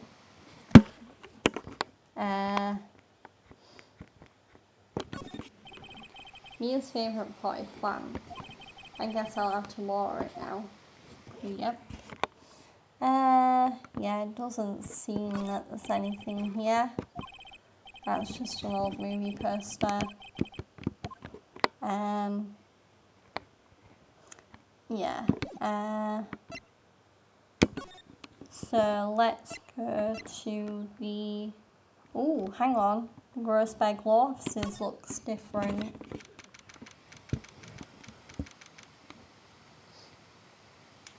Where did the big massive painting go that was here before? Huh, looks like Roast Bag is out today again. Maybe he's avoiding me for some reason. I don't know why. So let's examine. So first we'll examine the big obvious new gaping hole in the wall. Wait a second. Wasn't there a giant painting hanging on that wall? Yeah, it was a painting of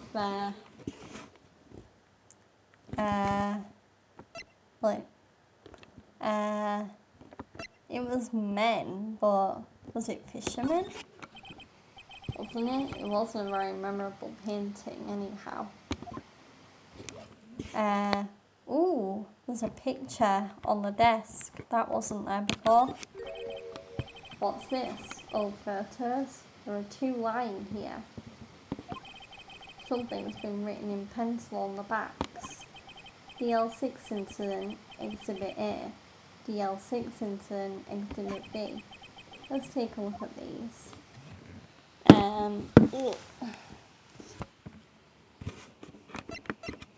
Exhibit A. Ooh, it's a woman. I'm sure I've seen this person somewhere. Perhaps I'll borrow this photo. I'm sure no one will miss just one little photo. And it might be a valuable clue. I'll take it for now. So we quietly added the photograph. So I need to step away for a quick minute, but I will be right back. I'm not ending the stream. But yeah, so just hang tight. And yeah, I'll be right back.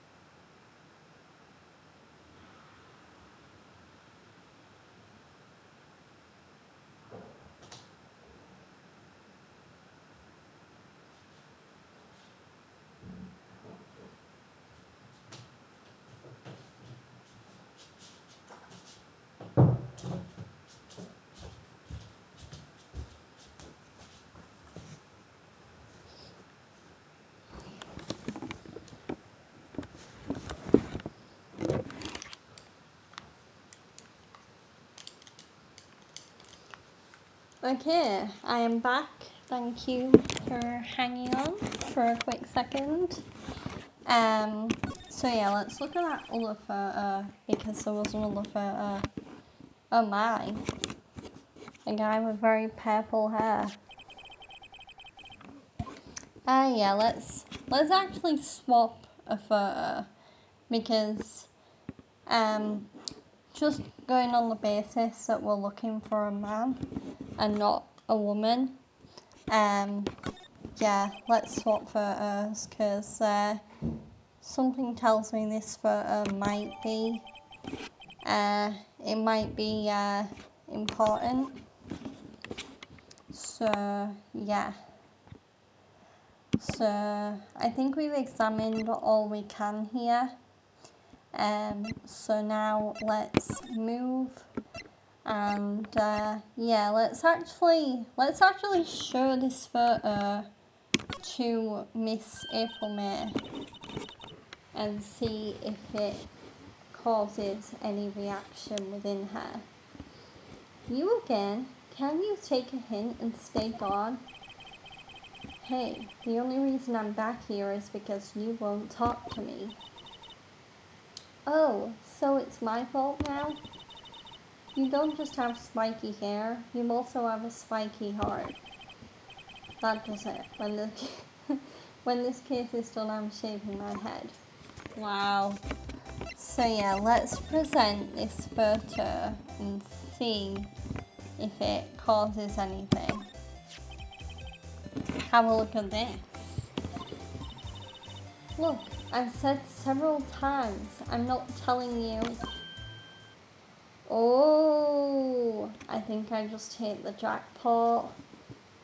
Oh, I think April May knows this person. Could this mystery man in this photo be the man that she checked into the Gatewater Hotel with?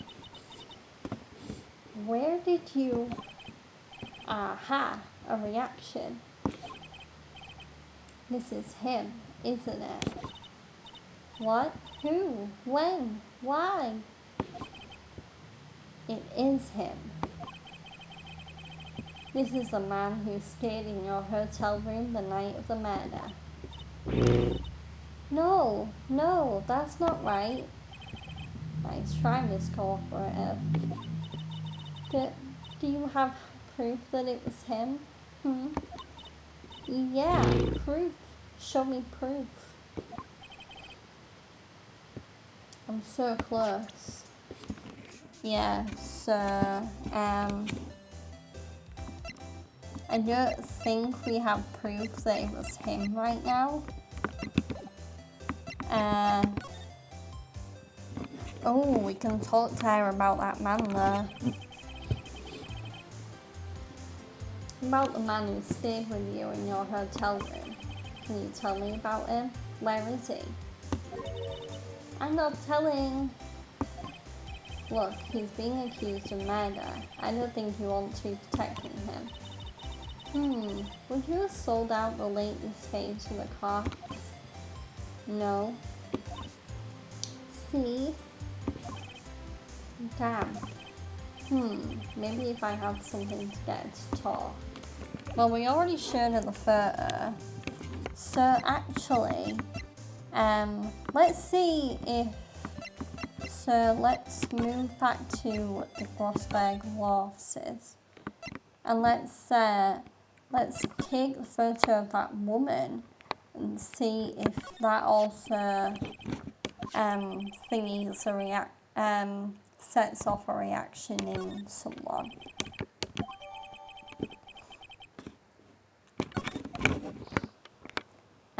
Because something tells me that even though the man, as we know now, does seem to be the mystery potential killer in this case, I do think both of these photos are important.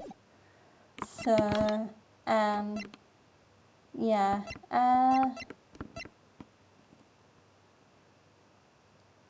So Miss April May is at the detention centre. Let's go to the hotel and see who's there. Oh, it's the bellboy. Okay. Oh, actually, maybe I should have kept that other photo. So I'll just go through this dialogue and then go get that other photo and then see if the bellboy has anything to say about the man that maybe Miss May wouldn't want him to tell us. Quite the performance today, if I do say so myself. Oh, thanks. Sorry for putting you on the spot like that. No, not at all, sir. Your efforts today can only help the game waters rep, as they say. Huh? Rep? Yes, our reputation will swell as the hotel where the murderer used a wiretap. We can charge a premium for the room, of course. It will be great for business, sir. Whoa, Miss May hasn't been charged with murder. I too will become famous. The bellboy who brought the murderer iced coffee. Why do I feel like we're both stuck in the same bad dream? So you are our honoured guest. Please let me know if there is anything I can bring you. So yeah, let's go back to the office. Get that other photo.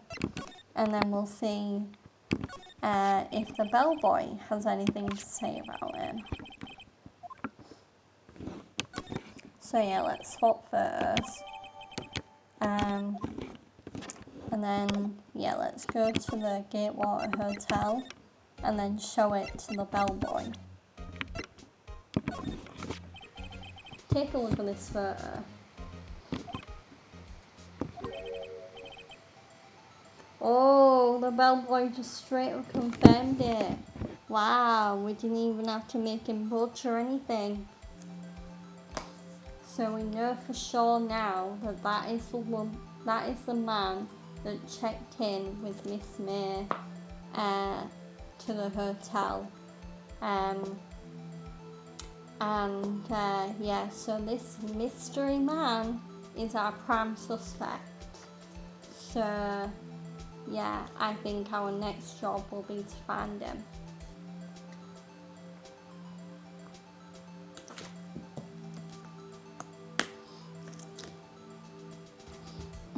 One thing I hope is that it makes sense how I'm getting to these conclusions. I do try and explain my thought process best I can. But yeah, because some of the clues in Phoenix Wright, it's like, oh yeah, that's a clue because of this reason. But then some of them can be a bit less obvious. But yeah, I hope you guys are following along with like the logic, okay? But yeah. I'm the lawyer. Oh, I know that. I just wanted to say detective once. You know how it is. No, I don't. Without a doubt, that is the man who checked in with Miss April May. Aha! Confirmation. Official confirmation. Yeah, but yeah, something tells me Miss May is not going to be happy with the bellboy now, but we don't care. We just want to get Maya innocent. How about I write an affidavit swearing that that's him? An affidavit? This guy is way too excited about this. I mean, yeah, why not have him write it? Well, sure, why not? Yes. I've always wanted to write an affidavit, sir. From henceforth, I will be known as the bellboy who swore the affidavit. Just hurry up and write it. So, we now have the bellboy's affidavit confirming that this mystery man with loud purple hair and a pink suit similar to Miss May's fashion sense is the mystery man. Not even Miss May can play dumb to this. So now, if we go back to the detention centre and we present Miss May with the affidavit, then she'll have to talk. She cannot not talk to us after this. Could you have a look at this? What's that? The bellboy's affidavit. It tells us everything we saw, such as the man you checked in with. He was most definitely this guy. Oh, her face has gone angry again. Now I'm getting somewhere.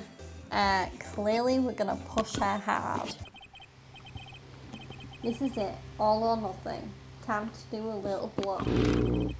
No use playing dumb, if indeed that's an act. If you don't talk, I'm taking this info to the press. What? Even though he should have been witness to murder, your little friend was missing. I'm sure the press would have a field day with his reputation. Ooh, fine, I'll talk. You win, lawyer. Yes, man, that felt good. It's great to be alive. Why are you pumping your fists in the air? Now, tell me about the man you were with. That man, he's my boss. Red, white. White? Oh. Oh my god. Is everything actually starting to come together? Red White, the president of the information gathering conglomerate Blue Corp. Red White. Information gathering? Well, I suppose you could call it a detective agency. So this is the man that was with you the night of the murder? I'm scared to talk. I don't want to end up like her.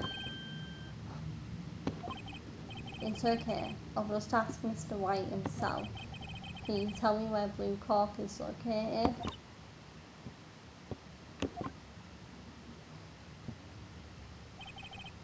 Mr. Red White, at last. Finally, a lead on this guy. If April May couldn't have done it, that leaves him. Time to take action. Bellboy's affidavit discarded. Okay, so that evidence served its one purpose, which was to get Miss May to talk. So yeah, it looks like our next order of business is to go into the belly of the beast. I'm gonna go to Blue Corp and hopefully confront Mr. Red White directly. Ooh, recognize anything familiar? There's a certain painting in here that used to be in another person's office. Well, yeah, the CEO office. What's with the surreal decor? Welcome. Please furnish me with the title of your personage. What the? Oh boy, he's here. He's just here waiting to greet us. Oh, your name. What is your name? I was just inquirably asking the title that you go by. Right. Phoenix Wright. Inquirably? Mr. Wright, is it? Right, I see. Splendiferous. Perhaps I have intimidated you with my giantesque vocabulary. What is this guy's problem? I'm Red White, CEO of Blue Corp. You know, corporate expansion official. My business dealings bring me into contact with the elite of the elite, so I'm afraid I am not used to conversing with the worldly challenge. What a fruitcake. Let me guess. You are an attorney fresh out of law school, are you not? That's the only explanation for why you would come to meet me like this. What does he mean by that? No matter. So, what business does a mighty lawyer have with a man such as myself? Yipes, this guy's arrogance meter is off the chain. Off the chisel.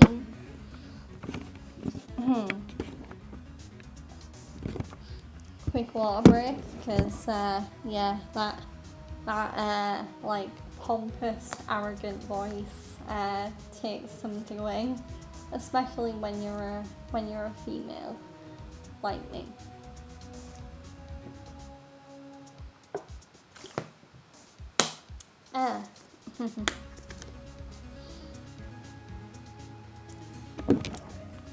So yeah, let's talk to this guy. Miss May is an employee of Blue Corp, is she not? Correct. She was my secretariat. What shocking was to hear what she has done. What she has done? You mean the wiretap? Indeed. She is paid to answer phones. Tapping them is not in her job description. She does gather information for us as part of her duties. But I assure you, we do not condone illegal methods. It is inevitable that she would do this. It sounds like he's trying to tempt Miss May into a scapegoat. Let's ask him about the night of the murder. On the night of the murder, were you in April May's hotel room? Who can say? I seldom pay attention to mundane details such as time and place. My motto is, don't worry, be happy. Still, Mr. White, the hotel bellboy has stated on the record that he does remember you very clearly. No matter, the bellboy can say what he pleases. I still won't talk to you. If you want me to speak, put me on the witness stand. Although I doubt you'd be capable of doing that. He raises a good question, actually. Why didn't the prosecution call him as a witness? You should have seen the same thing as April May. Oh ho ho. The police, the courts. To me, they are mere toys, playthings for my amusement. Let's ask him about his company. What kind of company is Blue Corp anyway? Ah, excellent question. We buy and sell various kinds of information. We are a company of the future. You might say, we are the future. Sell information? In just 10 years, I've built this business up into the grand office you see now. Ah, in case you were wondering, Blue Corp is named after the color of blue. I, Red Wine of Blue Corp, as founder and CEO, named it so. And why, you ask? Because I like the color blue, of course. Fantabulistic, is it not? And finally, let's ask him about that very familiar painting. There's something that's been bothering me. Yes, what might that be? That big painting on the wall over there.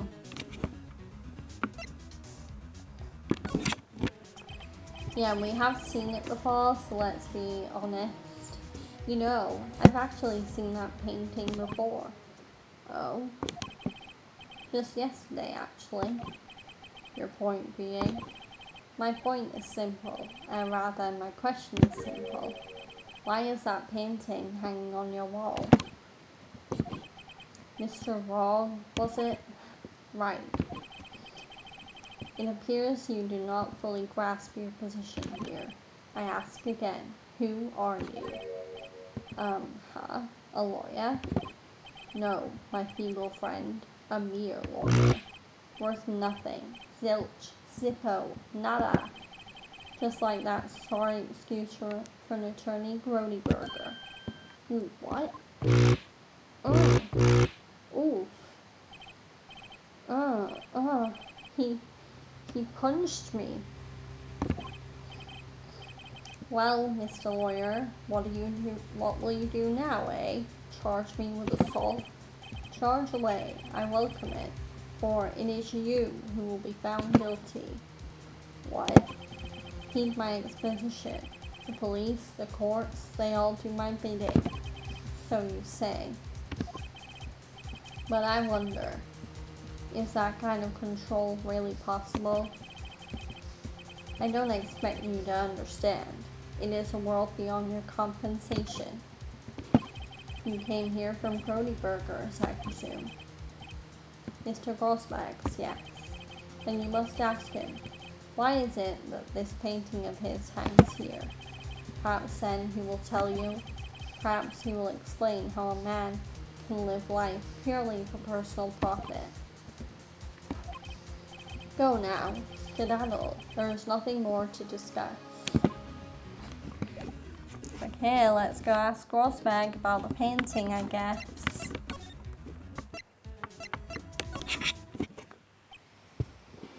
Ah, he's very conveniently back in his office. Huh, I don't think he's noticed me standing here. Maybe I should clear my throat. Ahem. Jumping Jehoshaphat. Oh, you. What's wrong? You look so pensive, like an old man at the end of his days. I'm not senile yet. I was just thinking about this whole mess. Something's really bothering him, that much is clear. Let's talk to him, I guess.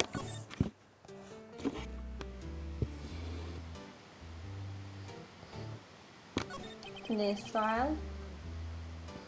So you came to see the trial? Yes, I did. Something was bothering me all last night, you see. Couldn't get a wink of sleep. Really? What was that? Well, you see, it's just your sister, that poor girl. My boy, I owe you my thanks, truly. I don't know what I would have done if things had gone poorly for the girl. Now let's talk again about his refusal to defend Maya. I asked before, but why did you refuse her request for defense? I think I have a right to know. A right, Mr. Right? No, I'm sorry. It's just, I need more time to think about it, my boy. He does seem troubled about something. I'm starting to have a feeling I know what it is. Mr. White. So I paid Blue Car a visit. I see. Mr. Grossback, I have to admit, something has been bothering me. What is it? Well, out with it, my boy. You see, it's just, that big painting. Mr. Grossback said, there was a giant painting hanging right there the other day, was there not? The one you said you had no intention of parting with? Well, I saw it today. It was in the CEO's office at Blue Car, Red White's office. So you noticed. I suppose I should have guessed you would. It is a large painting. Mr. Grossberg, I know you and Mr. White are connected somehow. Connected, you say? Yes, and I know what it is. Oh my god, you're lovers. No, it's not that. He's blackmailing you. I'm guessing. Mr. White has something on you, doesn't he? Blackmail? I think that painting is fairly gaudy proof. Very well, this may be the chance I've been waiting for. Maybe it's time to get this off my chest so I can finally rest easy again. After all, you and me as understudy. Perhaps it was fate. What's he talking about? Red White is a man who makes his living through intimidation. Blue Core is a company that excels in finding people's weaknesses, I'm afraid. I've been paying them for 15 years now. Holy wow, that's a long time to be blackmailed. 15 years? All because of the DL6 incident, as you may have guessed. The name on the back of those photographs, yeah, the ones on Grossberg's desk. As you suspected, I could not stand in defense of Maya because of this. White would have destroyed me if I did. So that's the connection. It is hard for me to tell you this, my boy. But arresting Red White will be nigh on impossible. Impossible? Why? He has information on everyone. It gives him an iron grip. He owns judges, attorneys, prosecutors, police and politicians. What? They are bound, unable to do harm to themselves, and therefore to him. Don't look at me like that. What you see is nothing more than the weight of many years. Okay, let's ask him about the L6 incident. What is the DL6 incident? The L6 is nothing more than the sorting code the police gave the case. Let's take a water break.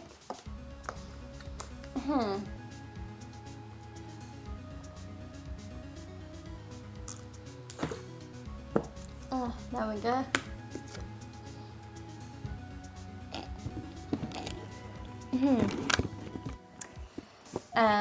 It was 15 years ago now.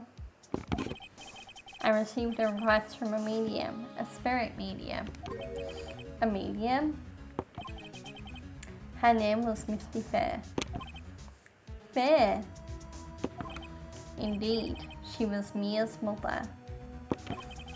She had been investigating a murder at the bequest of the police, and she failed. As a result, the police called her a fraud. This is what Maya was talking about the other day. I did all I could for her, and in the end, cleared her of wrongdoing. That murder case, however, remains unsolved to this day. That case is the DL6 incident. Now let's talk to him about the reason Red White's blackmailing him. Well, why were you blackmailed over this, Mr. Grossberg? The DL6 incident was top secret at the time. It made sense. The police didn't want people to know they were using a medium. They couldn't let people know. When one person found out, I told him. You told White? He offered me riches. It is an embarrassment to me now. Because I talked, the police watched far and wide. In secret, they began looking for the one who sold them out. Of course, White heard about it and he came to me. Only this time, the offer was blackmail. I see. White controls the law of this country as he sees fit. Yet, if you would still challenge him, have a close look at Mia's office. Mia's office? She followed his every move for years. She may have recorded something of what she found. Okay, so, let's go to Mia's office.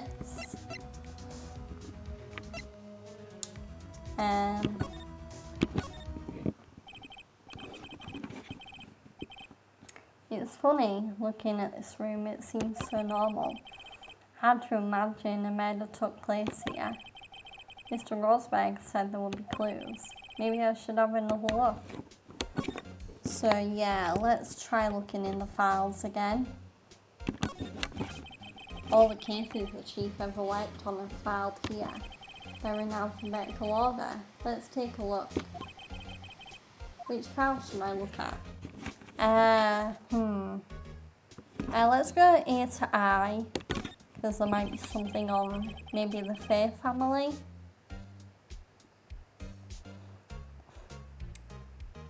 Welcome to the new viewer that just joined us. I am playing Ace Attorney, currently on part 2. We're on day 2 of the investigation in the second case into the killing of Mia Fair.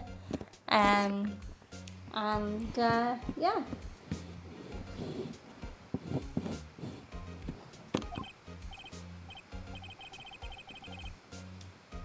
Yeah, so there is something on Misty Fair here. Glad I checked. Yeah, let's read it. I have tarnished the Fair name, leaving only these words, my mother vanished. I was determined to find the ones who had made my mother blame herself in this way. Using the power that runs in my family, I held an audience with the dead. Finally, the names of the 2 men surfaced.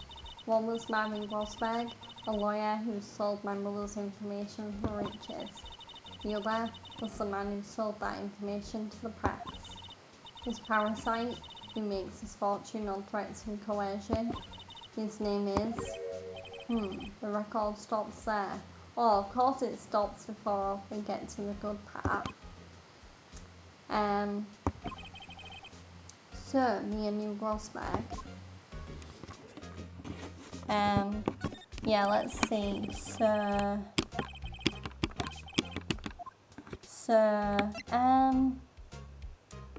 Yeah, let's go T to Z, because there could very well be something on red, white in here. I know, W, white. The entire W section is missing. Is it taken? Oh no, that's convenient. What about the middle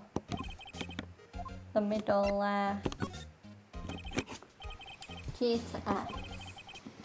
Nothing much in here. Yeah, let's skim it, why not? Well, no harm in flipping through a bit, I guess. The biggest part's here at the end in S. Suicide? Ew. She has a collection of suicide reports. Politicians, policemen. There's writing on most of these in pencil. White? This is Mia's handwriting. Wait, I get it. Mia thought he was involved in these suicides. White drove them all too. I can use these newspaper clippings. Let's find the most disturbing one. So yeah, we now have extra evidence against White, potentially. So yeah, we've found more evidence. Yeah,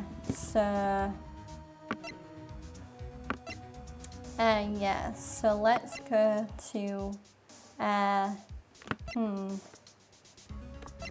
guess let's go back to Blue Core. Because we have evidence that we can confront Red White about. Sorry, but there's something I have to ask you. Mr. Lawyer, I really hate having to repeat myself, but it seems the message has not yet penetrated your thick skull. Stop bothering me. If you try my patience further, I fear a nasty accident may occur. Do I make myself clear? Transparent.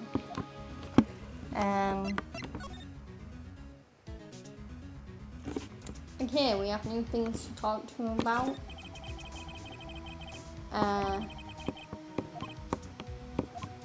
Okay, so yeah, let's use the evidence.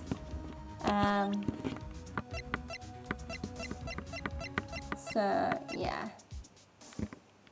So let's show him the newspaper clipping. This is the only clue that Mia left me. I'd better make this one count. Mr. White, see this? It's an article describing the suicide of a politician. He was embezzling secret government funds. Then, one day, word got leaked to the press. The very next day, he took his own life. And this concerns me how. I found this article in Mia's office. Miss Mia. She had a file filled with articles like this. Every one of them was labelled with a single word, White. Mr. White, I know what you did to this politician.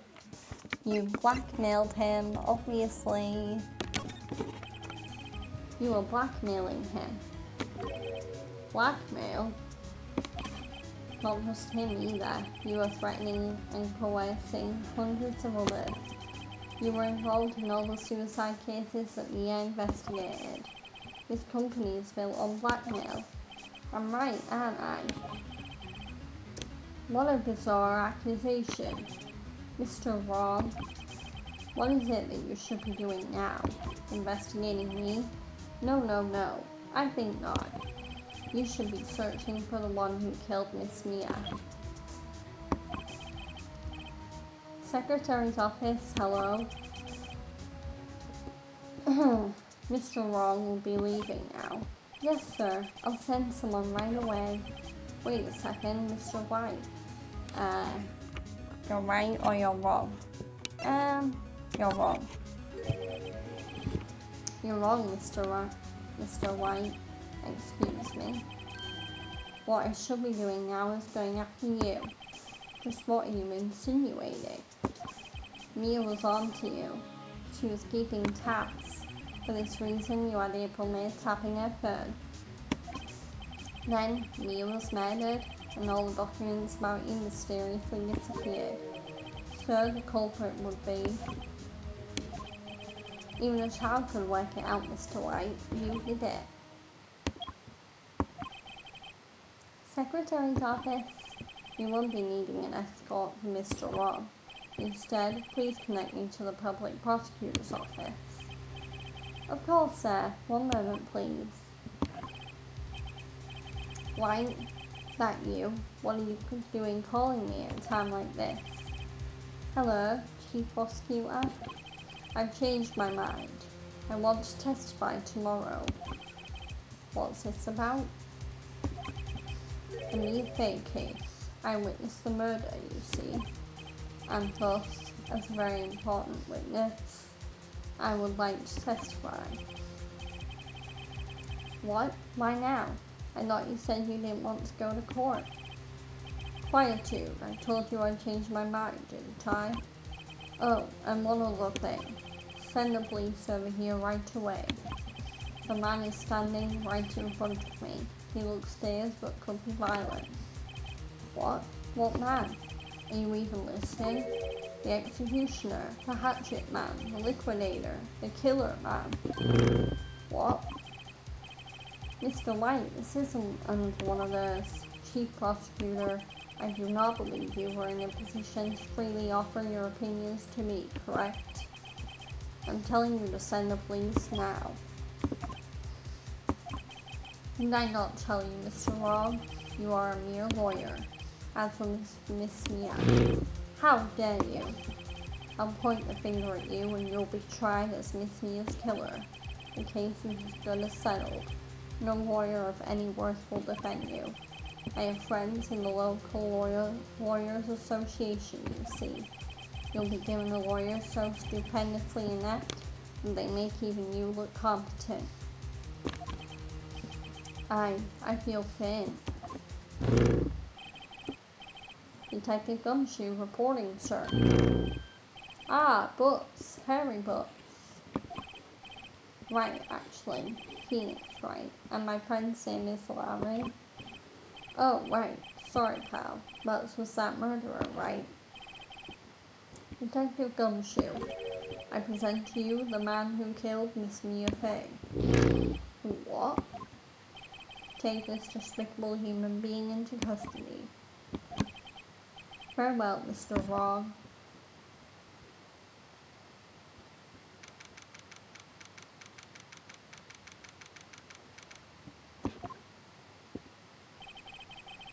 I can't believe it's only been a day since the first trial.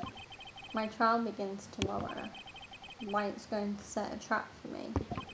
And the prosecution will be in on it, of course. An attorney was assigned to me by the state yesterday. I refused. I had an idea. Right! Mr. Wright! Oh, Maya.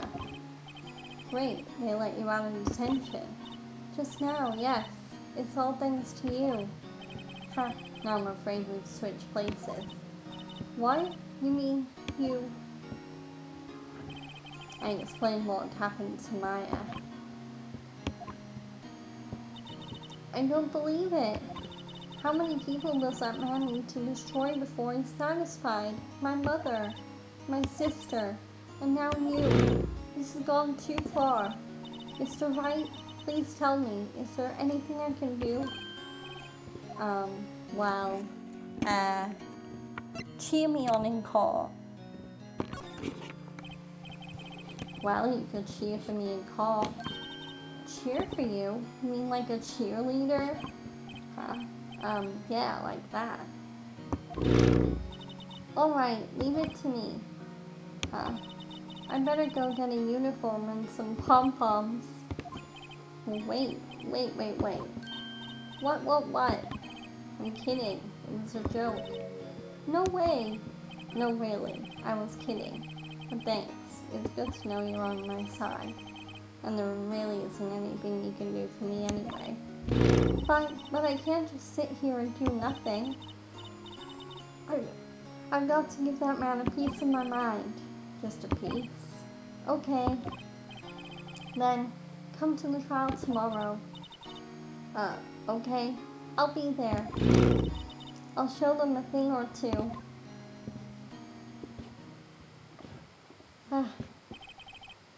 Times may change, yet with crime it's the same old story. In fact, it's gotten less. Length of court proceedings are no longer realistic. Beginning a few years ago, a limit of 3 days was put on initial court trials.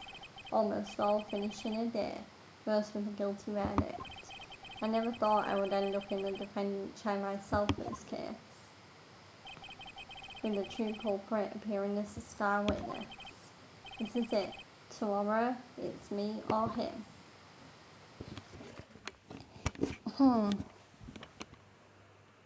Oh boy. The twists and turns of Phoenix Wright is attorney. One of the many reasons why I love this game.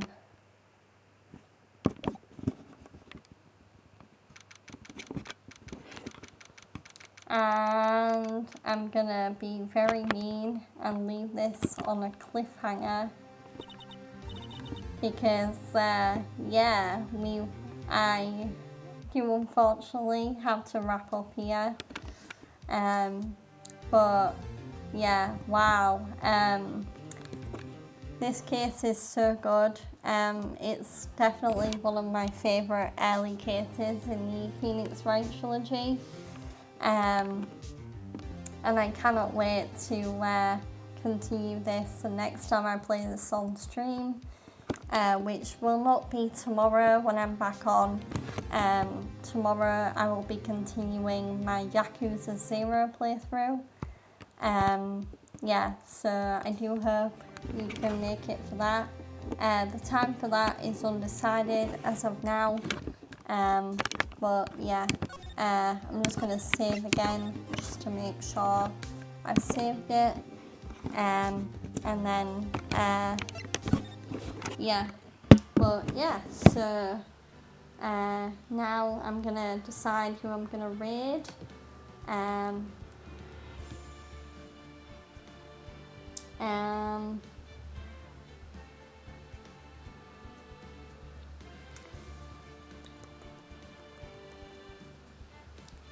So the person we're going to raid is we are going to raid one of my favourite wrestlers.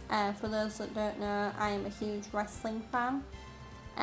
So we're going to raid one of my favourite women's wrestlers right now who is playing Fallout 76. Her name is Jessica Havoc. She is so talented. She is a great streamer, so let's raid her.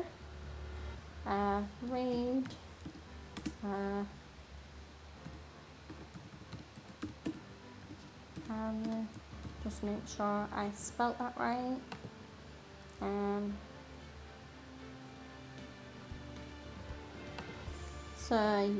We are going to raid Jessica Havoc. I do hope you will enjoy me or join me.